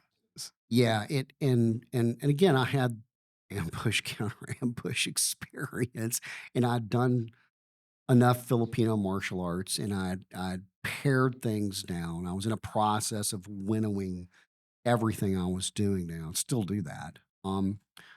But yeah, we it started with custom knives and knife design, and then Trace Rinaldi and I got hooked up together, and Trace had a friend named Shannon Liu, and I met Shannon at the Blade Show. I think it was 2001 or '02, and we became friends, and we had the Disciple first, which is one of Trace's existing designs, the Matrix that he just flipped the edge orientation on. Yeah. The clinch pick, which is my original design based on the car fight, I literally drew that out and I mailed it to Trace, you know, and he made it. I told him we talked on the phone about it, and he made it like exact. In fact, I've still got it. The very first one that was ever made. Hit it out of the park, and people liked it, and it just became a thing. Reverse edge, and people asked for, well, we'd like to see some more information on this. And Shannon suggested we do shoot a DVD, you know, to Yeah. send to people. So we shot a DVD. We shot Reverse Edge Methods, Volume One, and had Larry from Blade Art. He actually got them pressed for us, and I bootlegged one of those. yeah, I'm sorry, yeah, Craig. yeah. I'm No, sorry. I bootlegged the fuck out of a few of those for myself. we yeah, and it was primitive, and like the very first Reverse Edge Methods was me like punching Dan Long in a motorcycle helmet, you know, and Yeah. getting in on him. I think he got concussed while we were filming that because, again, I'm still barely out of Fight Club, right? This is not a body of work. It's not anything I'm teaching. I'm just doing stuff. So, I'm growing in like internet stature, whatever that meant at the time. I'm becoming, You're being mentioned in many places. yeah, I'm talked Um, about in all kinds of different police places. police forums, special tactics units are talking about there was already mentions and people talking about carrying knives as a part of a Yep. retention device, but you were doing something pretty unique in the fact that you were taking your experience. Uh, Other people came out with these fucking giant butcher knives, and you were getting small. You were Smaller. going smaller, Yeah. which was unique. I mean, nobody did that I could see when I was kind of like in my formative stages, and you were also basically no bullshit. The whole aspect. I mean, I would I would when I was following Yoda, trying to figure out Yoda, Yeah. you would have people showing you all these templates of like this is the 50 slashes of death Right. and level 1, level 2, and level 3, and a lot of the stuff you were doing was basically like, people will react this way, this way, this way, and like let's put these people into this scenario with a wall behind them or this here. Does it make sense for you to carry your knife in your back Yep. like the guy from The Hunted? Yeah. Or does it make sense for you to carry the knife here? Yeah. Seated position, standing position, all these things were questions that a lot of us had, but it was all nebulous. Yep. And you were basically taking all that and making it into a solid product. Yeah. Um, what I also notice is that, the whole emulation aspect of it, the clinch pick is probably one of the most bootlegged type of knives out there. Yeah. Everybody started making their own kind of version of it, Yeah. but when I started seeing in some of the circles that I was in, I mean, at this time I was the 2004 or 5 era. I started seeing some of your stuff, and again, bootlegging some of your DVDs. I'm Yeah. sorry, but like, it's the only way I could figure that out. Sure. A few of the manuals got sent to me, and I started looking at it. I did the same thing with Kelly McCann's stuff. That we talked about that, right? Because in the same way that I apparently inspired you, like in the '90s when I was looking for information when I was buying drugs, because on combatives and shooting and concealed carry, I mean, Kelly McCann, Jim Grover was the lone voice. He was the only one, and he had DVDs. Bootlegged. So I bootlegged his. I actually Burning had it. videotape. He had VHS tapes. So I bootlegged his Yeah, I VHS remember tapes. burning a few DVDs that a friend of mine had in the US. I think it was a BORTAC guy that I got to train with Yeah, who had some of them. Uh, and I printed out a bunch of them, a few of the manuals. Your face was blurred blacked out, out. Yeah, blacked out back then. And yeah, what I started seeing and realizing is, I've been in environments and places where I had a gun and a rifle, and still I carried a knife, and it had a place. It was a nebulous place though, because there was no, everybody in my unit carried knives. Some carried stupid, ridiculous knives, but there was nowhere really kind of like, hey, this is the place that it should be in. right. This is where it should be carried. Yep. Carry it on your back, carry it on a boot, carry a boot dagger, carry this, carry a neck knife. All these things were like nebulous Yeah, solutions, and all of a sudden you see this guy without a face saying like, "Oh, you carry it this way, that way. The handle goes downward, so you can extract it here and here. Move your hip so you can pull it out, and use your hip so you can put it really deep into yep, somebody." And targeting lower limbs, legs. A lot of the stuff was like you usually see everybody you recognize a solution when you see it. Basically, you start seeing these solutions you were coming up with, um, and the influence you started having. I mean, everybody started doing reverse edge. it was interesting, man. I don't. There was one guy by the name of Zach Whitson who was a Pikiti Tertia practitioner, and he made some custom knives. And Zach had tried doing an inner reverse edge knife.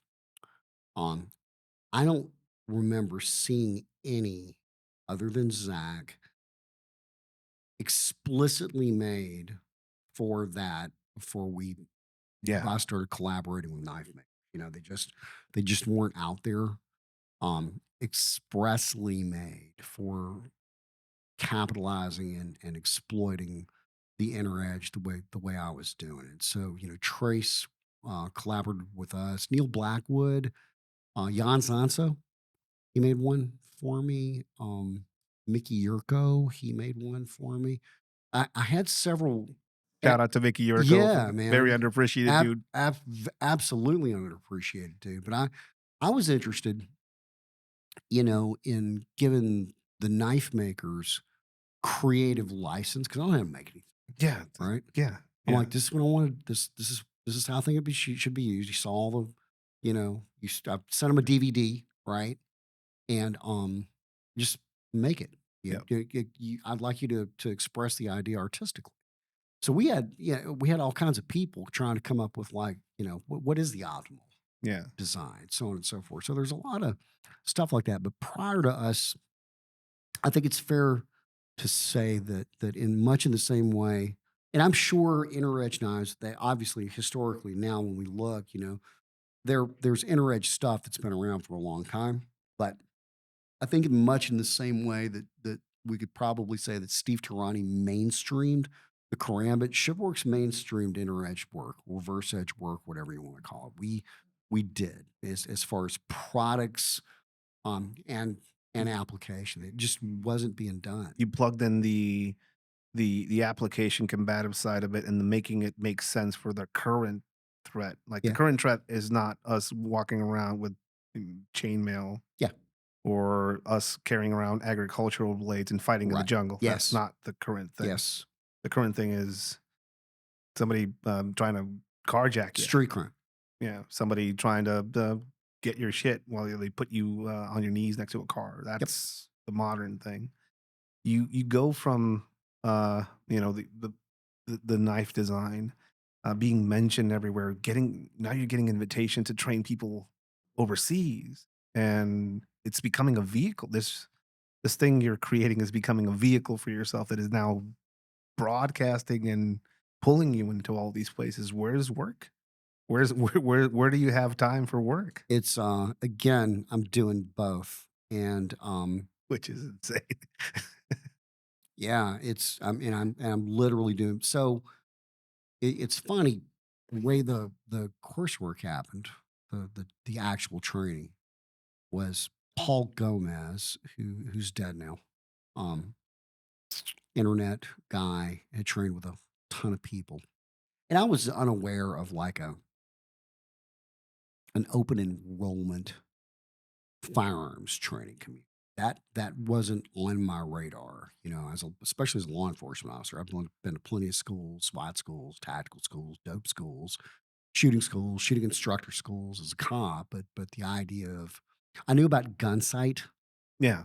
and I knew that people went out there and there's a competitive shooting circuit, but the idea of the traveling Wilburys firearms trainer roadshow thing. And it really wasn't a thing back then. You had Farnham, you had Moss, you had a couple guys. I think Louis Auerbach. He traveled around a bit. Clint Smith traveled around for a while before he founded Thunder Ranch. But you know, um, it wasn't on my radar. And Paul invited me over to his house based on some interactions we had had on self defense forums. And he had like a garage training group. I was like, okay, they're gonna make Basically, he said, "Do you want to come over? yeah, yeah, And how much would you charge work with our guys. to work for our Yeah, guys?" and I there was no charge. I was like, yeah, man, I'll run over there. It's 2 hours away. Because I was like, cool, man. I want to see what they're doing. They're another garage group like me. And I go over there, and they're not doing what we're doing, and they're not doing it the way we're doing it. So I came over there with sim guns Yeah, and motorcycle helmets, and they're like, what? they're blue guns and just Yeah, screwing around, right? And I went over there and I spent like 4 hours. And Paul, after that, said, "Hey, man, you do understand nobody's doing this yeah, except you, and everybody thinks that they're looking at the extreme close quarters problem the same way. Nobody's looking at it the way you are, and they're not looking at it with the equipment that you have because nobody really had access to T guns, yeah, right? yeah, That wasn't a thing. yeah. It wasn't. Nobody was. Yeah, it was as far as public or like Wasn't available. private stuff. There's Wasn't available. Guys had, guys may try with BB guns and things like that. But he he started like aggravating me on a regular basis. Hey man, you should really teach this stuff. And we're getting beat up by meth, and I'm busy, and I'm writing, and I've got some DVDs out there, and it's enough. I'm not interested. And the other thing too, I'd been a police academy instructor so long that, and I was in control of the curriculum, but just the motivation level of police officers in general when they show up at training and they're like, Wants to show up. "Hey, boss, what time we getting out of here today?" Yeah, I get that. I didn't want to teach anymore. I was Yeah, teaching a lot. I was also teaching on a grant, a rural training initiative through the University of Southern Mississippi. I would go do that a lot of times on weekends when I wasn't on call, and it would pay for training to go to some really economically depressed areas of our state, like the Delta and places like which is like stepping back in time, like yeah, to in the heat of the night, kind of Mississippi, yeah. not the coast that's cosmopolitan with casinos and everything else. It literally is like Underfunded people that never seen kayaks yeah, before. it's like Belzona, Mississippi, where which is the catfish capital of the world, and on the sides of the cars with Belzona, it's not the scales justice, it's not a badge, it's a catfish on the side of the car. You know, yeah, poor, ignorant, well-intentioned, resolute, good people, but they man, they just don't have a clue. Yeah, They don't. And they will never get training outside of what we bring them. So it's important work.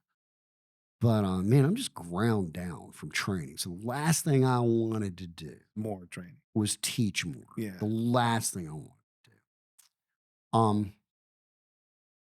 So I was getting married for the first time. I was on the phone with Paul. And I'm bitching to Paul about not making enough overtime to afford the wedding that my first wife wanted. Very extravagant wedding, big ass diamond, all that stuff. And he says, "Hey man, I've been trying to get you to do this for a while. Why don't you let me? Why don't you let me set up some training for you? And I'll set it up. All you got to do is show up, do your own thing, and if you like it, cool. I think you will, and I hope you will. And keep doing it. If you don't, you made what you need to make for the wedding." And I had done a class previously in '03 here in Southern California at Shannon's house when we released Reverse Edge Methods Volume 2. And I'd done a class. Jade Marsh was in that class. Dave Dolan was in that class, but it was a 6-hour knife class. And it was, there was a Dos Paris guy in Los Angeles, I'm sorry, in Orange County, by the name of Ramon. And Ramon hosted. It's like 6 hours. I did a little seminar there. Had These are just people yeah, showing there's people from like USN. but they're people that are invested in this, Mhm. though, like, they're paying Yeah, and they they're wanna interested. be there Yeah, they excited about paid. it. They paid for it, and I'm like, oh, that's cool. You know, that's kind of neat. Different energy. Yeah, completely different energy, but and that was a knife class, you know, and we had and Trey showed up with custom disciples and clinch picks. It's more about selling the knives and me selling the knives and showing guys what to do with. Um, but Paul set up the first firearms course. And that was '04. It was a 1-day class, and I drove her. It was in Lake Charles, Louisiana. It's July. I still have a photo from the class. There's 7 people in that class. Who are these people that are showing up to this first There's class? 7 people in that class. They're people from the internet. William April was one of them. Leo Dare, Jamie Jackson, Farrell. Was Farrell in that class? He may have been. There's 7 people in the class, and I drive over there, Lake Charles, Louisiana, in July. So it's hot, dude. It's hot. I drive over there with fist helmets, T guns, and we do a little bit of range work. Show them, hey, this is where you need to put the gun. This is that, and then put them in helmets and start fight clubbing them. And I ran those people for 11 hours in July heat. They're wrecked. They were Are wrecked. you I like, mean, are these people are gonna drop out in your mind? What are you thinking? That these people are never gonna come back to any of this? man, they are smiling. They're happy. They're jubilant. I've never seen. I'm like, who are these people? Yeah, it's like, is he sadist or what's going Who on? are these people? I Yeah. mean, and they were just so thankful, and they said, "Best training I've ever had. I've never done anything like that. Oh my god, how do I do more of this?" Or hey, well, just I don't know, just I don't know. You were in shock. Yeah, and then I did another one in Atlanta, and I did another one in Dallas, and I did another one in Atlanta again, and then I think of that first year, I did like '04, starting in July. I think I did probably 7, like, and there were 1-day classes. Yeah. And then the second year, I started in 2-day classes. First one was in Ohio at TDI, and every year with Paul, and I wasn't trying to grow it, right? Here's what would happen: I'd go do it. I'd figure I'd just they're so engaging, and they brought out the best in me, and they're good questions, like forced my own curiosity. Do I actually know what I'm talking about? And so I'm a lot of stuff I know, but I'm trying to figure out like how to teach it. Yeah. Like I remember the idea of we teach it now in drill and doctrinally, but the idea of appropriate extension based on proximity of threat. That came about because Mark Cubine, one of the guys in my class from Alabama, could not figure out where his gun should be when he uh, was just outside of a clinch. So he understood that if he was in body contact with somebody, he should have it back here. Yeah. Okay. But what if he's just a little outside of body contact, but not far enough away to get to his sights? And I remember he was frustrated because he kept getting his gun grabbed, and he'd shoot, exit, and the guy would turn because I'm not stopping it, and got to be on him and get his gun grabbed, fall down. Now we're in a ground fight. And I remember him turning to me and said, man, he was frustrated. He said, I need a rule. I need a rule for where this gun needs to be when I'm not in contact range and I'm not on my sights.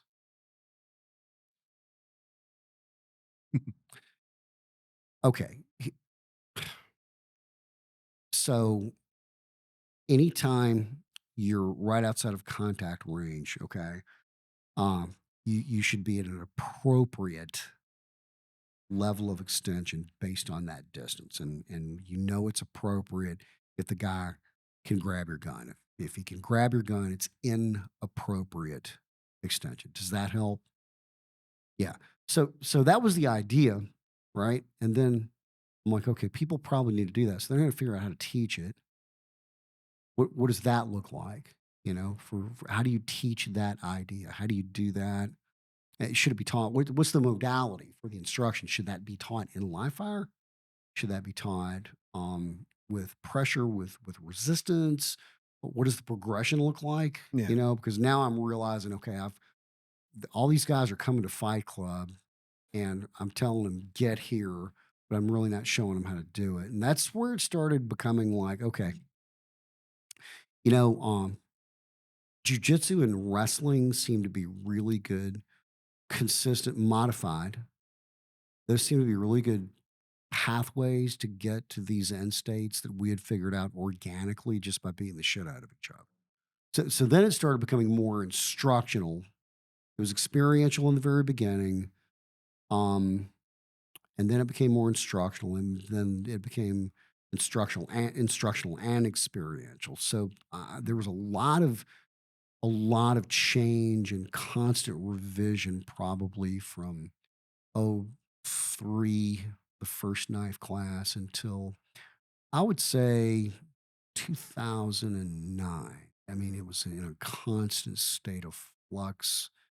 And then the curriculum pretty much settled, but the delivery continued to refine, Yeah. as far as Yeah. how we're what does the drill process look like? If I'm trying to get them to a ground fight with a gun that's realistic, safe, and they're actually going to leave here with some skill. What do I have to do? What does the training day look like to get them there? These are all willing people that are willing to give me as much time as I want and do whatever I want. I'm not bound by anybody else's curriculum. I'm not a bunch of police officers who are like Yeah. doing that. we'll go as long as we go. So, that's a one of the big difference, it really started turning into a body of work. Then it wasn't a body of work, and here's what I'll hear. You mentioned people that have either you know mimicked the ShivWorks body of work, or they'll say, "Yeah, I was doing that back then too." I think I have no idea how many people were fighting in their backyards with T guns, right? They're probably a lot. They're probably a lot, or pellet guns, or airsoft, or beat whatever, right? I have no idea how many people were doing. And I'll hear guys like, "Yeah, we were doing that back then too, and we figured this out." Cool. That's not a body of work. And when I started traveling and getting different people 10, 15, 20, 30 times a year in class sizes that are going from 7 to 11 to 15 to 21 people.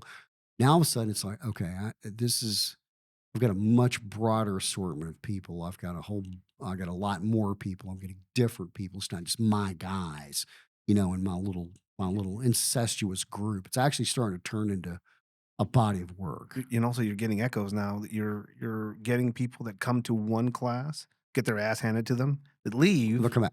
and like, let me get better and then Mhm. come They'll back, come back. which is an echo, which is different. It's like a different type Come of back. I'm like, student. oh, God came back. Yeah. With and the I mean, what I've seen, when people look at your class now, well, not all of them, but like a few of the presentations you have, they're looking to test themselves a Yeah. lot more now. Like, have you noticed that? Like, I what do you think think some about that? some people did well. It's funny where it is now because I mean, ShivWorks. If you go by the first year, I taught a class, which would be '03. I've been I've been offering instruction publicly for 23 years, essentially. If you include that first year as a year of work, so now it's interesting why people come to. I think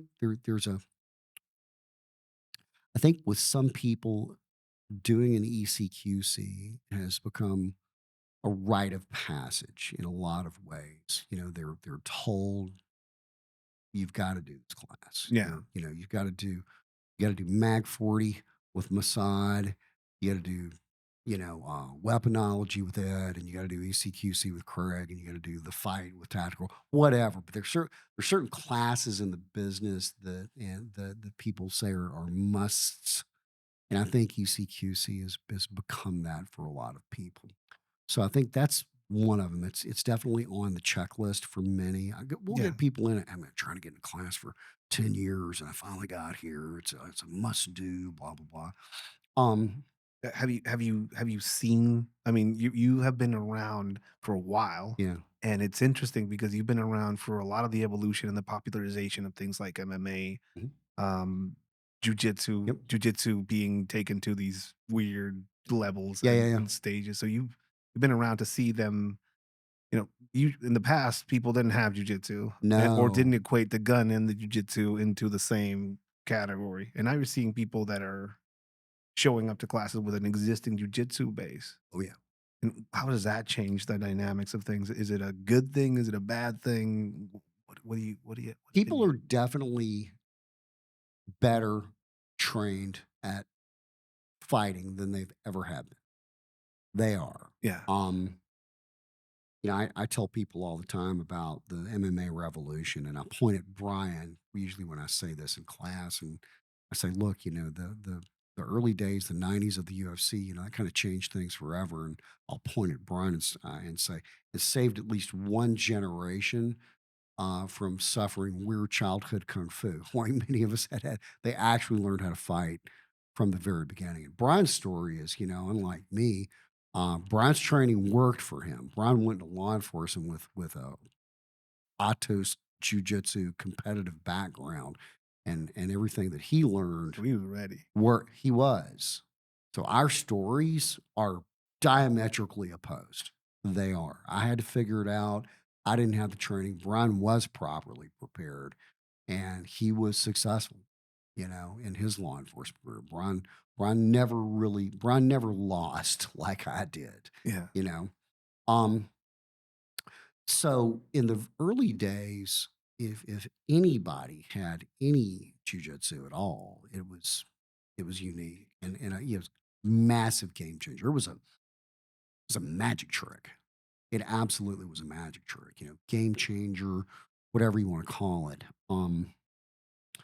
And interestingly, people after doing a ShivWorks ECQC class would seek jujitsu out. And as jujitsu became more common, guys would either have the experience, go find jujitsu, and come back. They would come back annually to reaffirm, okay, jujitsu is working for this problem. And then they eventually became jujitsu guys. I've probably got 17 or 18 guys who came to an ECQC with no grappling background and now are BJJ black belts. Yeah. That was their pill. Yeah, it black pill, red pill, whatever you want to call it. Uh, and then the other thing that's changed is more and more jujitsu people who become interested in firearms Yeah. start looking around for training because they understand at least where you're supposed to train, right? They don't just buy a gun and they see my coursework. They're like, well, that looks like what I already do. So I'm going to go do that. So now it's not uncommon to get a combat sports athlete who's a jiu-jitsu guy or an MMA fighter. It's really athletic, but man, we got to watch that guy on the range. It's like, dude, There's zero experience yeah, with a gun. They want to yeah. add it to it. Stop pointing that at your head. Like, where's bullet? You said a check, make sure it's loaded, right? That kind of thing. It's like, no, yeah, so they don't come from gun culture. So it's funny how it's evolved over the years from that. We man, it's hard to describe who our client is, other than our client. Fundamentally, all of them, what they have in common is they are enthusiasts and they have decided this is the experience they want. And now, if like from somebody looking at this from the outside, and Mhm. I've had many people who look at it and they're like, I don't know. Yeah, right. I don't know. Or they view it as something elite or different. Sometimes, again, people can't see themselves in that environment or testing in that environment. They either never had that experience before, they've never been punched in the face before, they don't have that full contact thing. Who shouldn't go to these classes?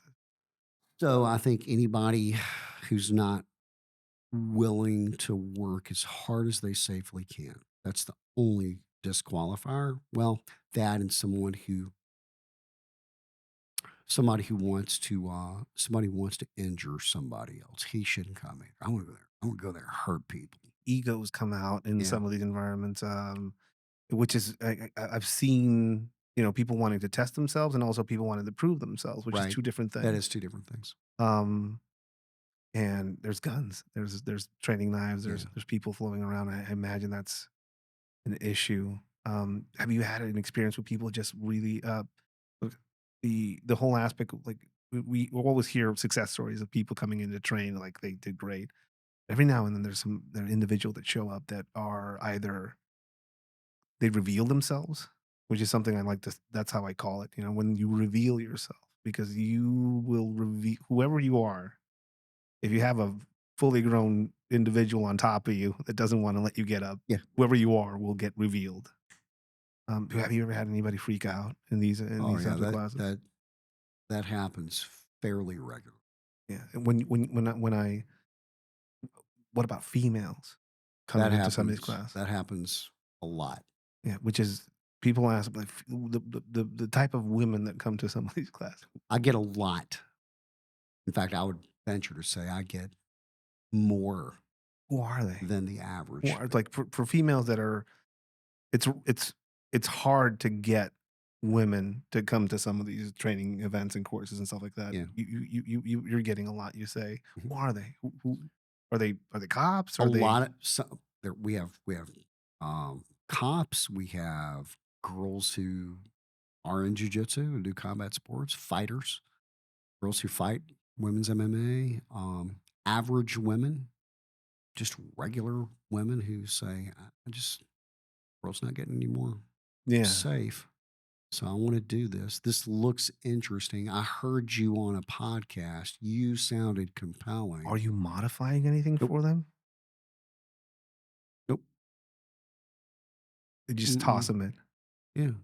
Yeah. Do you feel so, like, I've seen again, I've been around the training field in, like, women's only classes. Don't do it. Yeah. Women's self-defense specifically, Nope. is that's not Nope. that shouldn't be it. Nope. The aspect of, um, the equality happens when the gun comes out, Mhm. that's the only equality that I've ever managed to Mhm. see in this realm, But other than that, physicality and getting into a space where you're testing yourself with men and scrambling for a handgun Mhm. and actively looking for something vital to shoot. Yeah. There's no sex there. There's no that's a gender neutral space. It is.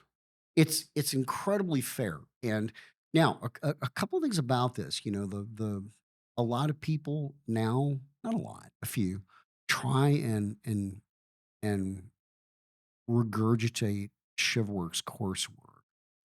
Um, you can't really do that without understanding how it works. So one of the things Brian and I do, we start evaluating people from the moment we meet them, and we know we're going to have to pair people appropriately for these exercises. And there's not a single unintentional word or act or moment. I manage an 11-hour day plus or minus 10 minutes, and I do that 40 weeks a year. Every moment is accounted for. Every joke has been told. Every dramatic pause has been repeated. There's not a single thing that we don't know the effect of or potential effects. So pairings, right? My expectations for a 50-year-old housewife are not the same as my expectations for a 22-year-old jiu-jitsu kid. And there are three elements really that go into a good pairing that we evaluate: your physicality, your technical ability, and your emotional control. So we can have somebody who has poor technical ability, really good physicality, and really good emotional control. And a good pairing for them may be a woman who um, doesn't have good emotional control. She doesn't have really any physicality, um, and maybe some technical. She does a little crav or something like that. Yeah. That's probably going to be a good pairing because that guy, if if the chick that doesn't have good emotional control and has been empowered by a little bit of Krav Maga, and she's there with maybe a little chip on her shoulder, I can put her with that guy who's much bigger, right? Doesn't look like a good pairing, but I've watched him and I'm like, you know what? If she hits him a little too hard, he's not going to freak out and pick her up and lawn dart her into this range.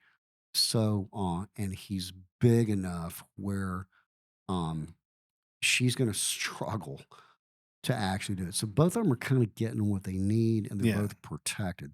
That's what people don't realize about this is how mindful and intentional the pairings are and all the things up. People see the evolutions on YouTube or student posted video and and what they don't realize, look, that you know 67-second fight you watched, there's 11 hours leading up to that, Yeah. okay, of structured training, of a lot of exertion, so on and so forth. And we have been evaluating and watching people the whole time.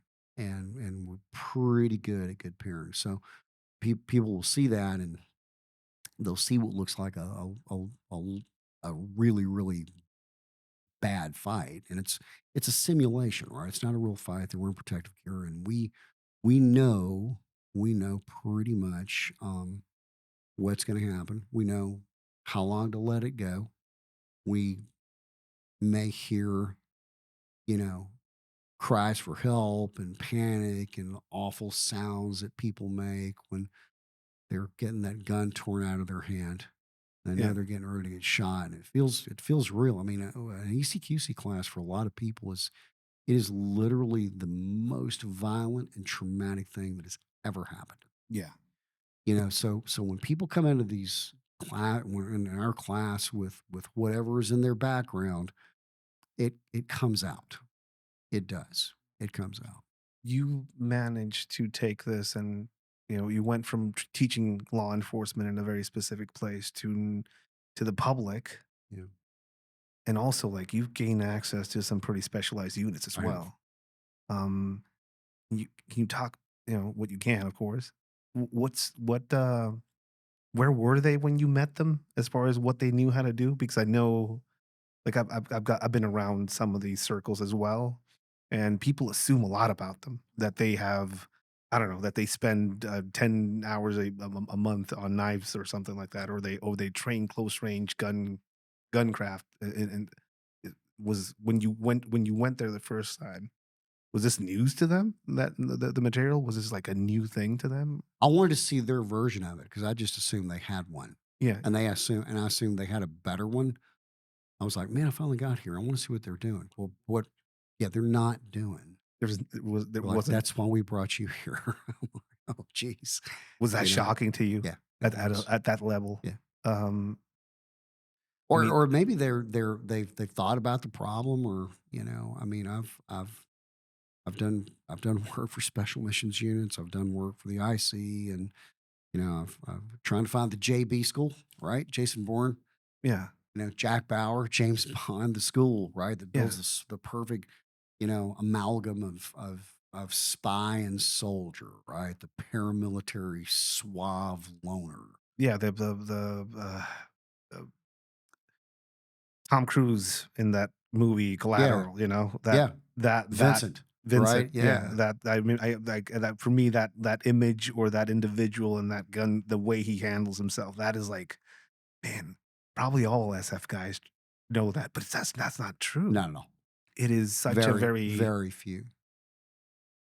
The number of guys that actually can function like that, that's a handful. I mean, yeah, I'm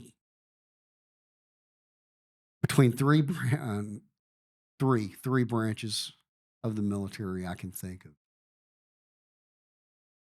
of four. individuals that you've managed to like identify that could even maybe pull some of this off. Yeah, and even they they had the experience and the wherewithal, but they didn't have the technical ability. They're like, man, I wish I would have known that when I had to do that for real.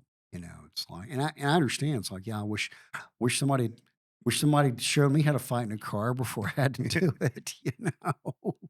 When you reach those levels and you're showing people of that caliber, and it's very different to show somebody that might one day, you say like, yeah, some of these students are coming into this experience and it's going to be the most traumatic Yeah, experience that they're going to encounter, hopefully, and they don't have to use any of this. Even law enforcement, even in law enforcement, yep, there's some people that never had to. yeah. Never drawn their gun. It's s- never come out of the holster in Amazing, 20-year career. amazing. But then you're at a level with these people who are, you know, you can smell the wet pennies on them. Yeah, These people that are stone sober individuals. Well, sober as far as what when you're showing them something, they're like, they have the experience base behind them, and you're showing them a refined method of the chaos that they just went through a few months ago or several times in the past few years. What's the difference between them and the innocent individual that might, I think the innocent individual probably is more likely to take what I'm saying as the last word. You know, um, obviously, and now in reputation, rarely do any of these people question me when it comes to this kind of stuff. So it's easy to believe your own hype and your own press, and well, Chris said do it this way, and he would be the guy, that kind of thing. Um, Guys in operational, and even then, I mean, they're just not even at that level. They're just simply not that many guys who have had like really bad low vis singleton moments. Yeah. There are a few. I mean, there's a story about a guy with special missions unit, that was, you know, uh, home invaded, and he was working undeclared and shot and had to, patch himself up and make it back on a commercial airline to another country. And I know that story, right? That's just broad strokes, but stories like that, those are rare. Finding those people, just finding the people that have actually done it, that's rare. It Yeah. really is. It's rare to find those people. Even finding, yeah, I really can't go into, talk about like a specific story. I want to, I can't. But even the number of people that, like you said, you would think that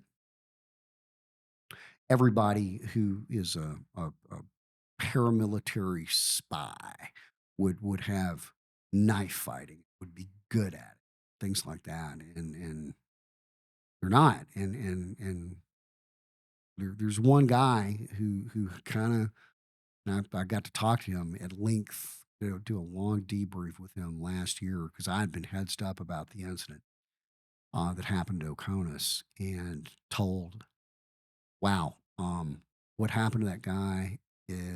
That's the exact problem you've been training our people on for 7 years now. So just let you know this happened.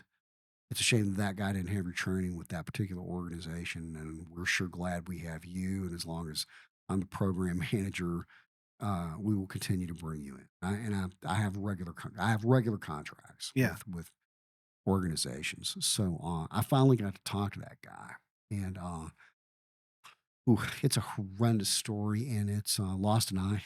You Yeah. know, it's a he had to figure it out, just like I had to figure it out. And I I remember when I was a kid, some paunchy, gray-haired guy, grizzled veteran. I remember him saying, all that shit you do on the weekends where you drive around the country and sleep in your car and eat ramen noodles and do all that weird kung fu. That's great, but son, the way you learn this job is experience. Experience is the best teacher, and sounded good. And then after I had some that no one had ever Yeah. regionally, I realized that experience is actually it's a terrible way to learn because one, I mean, I got lucky. I did. Those guys could have killed me in that hotel room. I got fucking lucky, and I'm alive because of the actions of someone else. That, you know, I am. There's no doubt. Um, Experience is a terrible way to learn. One single experience in a venue like that, doing that stuff can cost your life. And really, really, probably the best we could do is make an attempt at giving someone both instruction and an experience uh, that really feels like it's real and is authentic without the consequence Yeah. of actually killing another human being or being killed and injured yourself. And if you do the training right, your brain doesn't know the difference. I think that really is that's where training should be. And hearing his story, it's disheartening that in 2025, with as much as we know, that we still have to we still have to we still have a lot of work to do, so people can get it right and do it right and not have to learn They don't have to learn. They don't have to figure it out. We can. We've had this. We've had enough now. I've had enough experiences, and other people that doesn't make me the arbiter of truth by any stretch of the imagination. But I mean, in this golden age of training and information, um, there shouldn't have to be too much figuring it out, Yeah. guys. And I'm very grateful to be part of that mission. I mean, we kind of think of ourselves still. I mean, we'll talk more about this after the podcast, but we want to do, social media better and do video and remote training better and ShivWorks product group that's going real well. But still at the very end of the day, we're still fundamentally missionaries going to the deepest, darkest places, and spreading the gospel, you know, and converting people. And I'll probably die doing that because it's a life well led, and it makes up for a lot of time that my life wasn't as well led. The amount of influence you have now is phenomenal. Like, again, I consider myself somebody that was highly influenced by you. Sure. While I was fleeing Mexico Yeah. with my tail between my legs, um, we had a phone conversation. Um, completely, um, I did, I didn't even realize that I needed to have that conversation. But we did. I got a very encouraging push to do what I do now. Um, later on, we met each other on the road a few times. Yeah. I was doing co-instructing in these multiple instructor events, which I've always digged because I liked going around and I just like see I'm still a kid. Yeah. I'm still a kid in a Yeah. candy store, getting to meet some of the people that I was looking at from far away Right. while I was in the middle of my uh, my formation. Um, every now and then, I meet people that I've seen from afar, and sometimes it's disappointing. You know, Sure. um, um, sometimes it's humbling, and sometimes it's like sobering, I guess. And I think with you, it was very sobering. Yeah. Uh, the um, the the aspect of your experience and it basically stripping away this illusion. That I always say that enlightenment is a destructive process. It has nothing to do with becoming better or feeling better, like seeing flowers, or it's just a crumbling away of untruth. And you can see it on your face, which is not a I'm not that's not a dig at you. No, no, no. Yeah, it's true. um, It's absolutely true. I have a very, very fond memory of us sharing. I was drinking ginger ale. Uh, we were at this bar somewhere in the middle of Arizona after doing this class, and all the students are around us, and they want to hear stories, Yeah. and they want to absorb what they can of us after we've been showing them how to uh, do very controlled methods of homicide, basically in Sure. different ways and shapes. Yeah. And a lot of them, they don't have that experience. They would want to have that experience. Right. Maybe some of them, for even despite all of us screaming at them, like you don't want any of this. Yeah. All of this that we've just shown you is for you to avoid it, or run away from it if you can. And if you have to like find yourself in that storm, like this is what you should use. Right.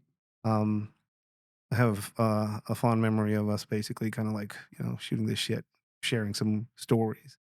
Um, but out of all that conversation, it was specifically about pain management that we were talking about. Yeah. And you identified something in me that not many people see. You told me that you look like you've been managing a lot of pain, Yeah. and um, we talk about experience being, it is a vehicle that will take you to a place like you are in. It's a bitch of a teacher. She doesn't lie though, but it's expensive. It is an expensive way of approaching it. And in a lot of ways, you're saving a lot of people from that retarded method of learning. Yeah.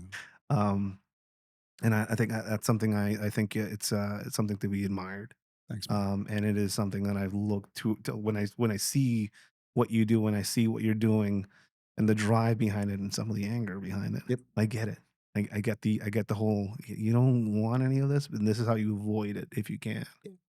Um, you have you have become a mentor figure to many, even though I mean I don't like sometimes it freaks me out because a mentor figure sometimes you think people need to emulate you, but more for me it's like, hey, don't do this, don't do that, don't get involved with this, probably do that, go to school, stay in school, Sure. figure this out. Um,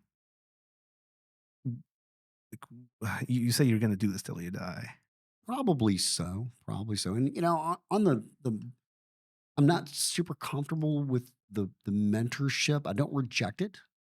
I don't reject it. which is But exactly why you. That's but I exactly don't but I'm not super comfortable with it, and I'll I'll tell people all the time that start, canonizing me. I'm like, look, man, don't conflate me being good at something with me being good. Because just because I have the technical acumen and the repetition to deliver this program of instruction and experience to you potently, that doesn't mean that I can do the same thing with any other aspect of my life. And and I tell people, look, man, don't canonize me.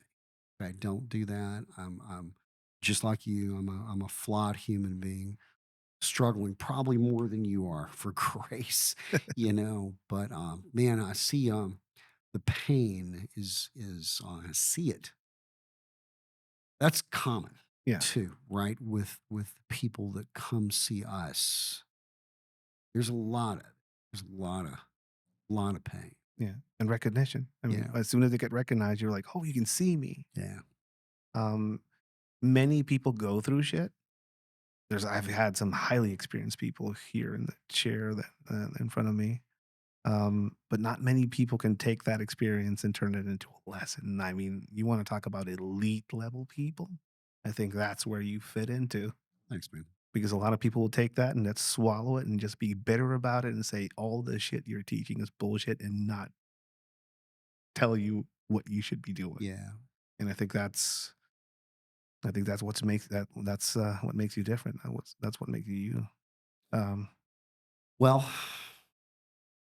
maybe that's maybe that's our redemption. Maybe. maybe Maybe. uh, that or midget wrestling. Or midget wrestling. We'll figure that out later. Craig, it was a extreme pleasure and honor to have you down here. I know we've been talking about this for a while and we Yeah. had to align things. Thank you for coming down. Thank you for the push. Like Yeah. I'm here because of you in a lot of ways, so thank you for that. And where can people find out more about your work and some of the stuff you're doing out there? So we have the website, ShivWorks.com. That's the formal website. My employee, Brian Frias, my two man, my executive officer, COO of ShivWorks, does all the shit I don't want to do anymore. Um, he runs our IG page, ShivWorks underscore official. And then we have there's a ShivWorks Facebook page that he has done a good job of constantly updating and keeping current. So yeah, we're constantly on the road. We teach in 48 states in 11 countries outside of the U.S. So yeah, we're around. We're available. I have my SouthNarc Instagram. People can follow me there at SouthNarc on IG. And yeah, man, we're like you. We're fairly prolific and visible. Man, I appreciate you. I've been wanting to come down here for a while. I told you 1989 was the last time I was in Tijuana. It's super cool. And I wanted to come out here and do this and watch you. I've been watching you for a while, man. I gotta say, um, you know, thank you for inviting me here. I'm very honored and humbled to come out and see you. And man, I'm proud of you. I really am. I really am. I knew you could when I told you that. And I meant it then. I said, dude, you will be really successful if you jump. There's no doubt in my mind. Sometimes I don't know how I know, but I fucking know things. I told you life's a dope deal, and I trust that dope cop sense. And I just knew it. I'm like, yeah, dude, you got it. You'll be successful. That conversation is. Still feel that conversation was yesterday, and I'm still trying to prove myself. I'll Yeah, figure, which is that's also the curse. dude, you're yeah, it is, and you're doing it right. And dude, I'm proud to call you a friend. Thank you, Craig. Yes, sir.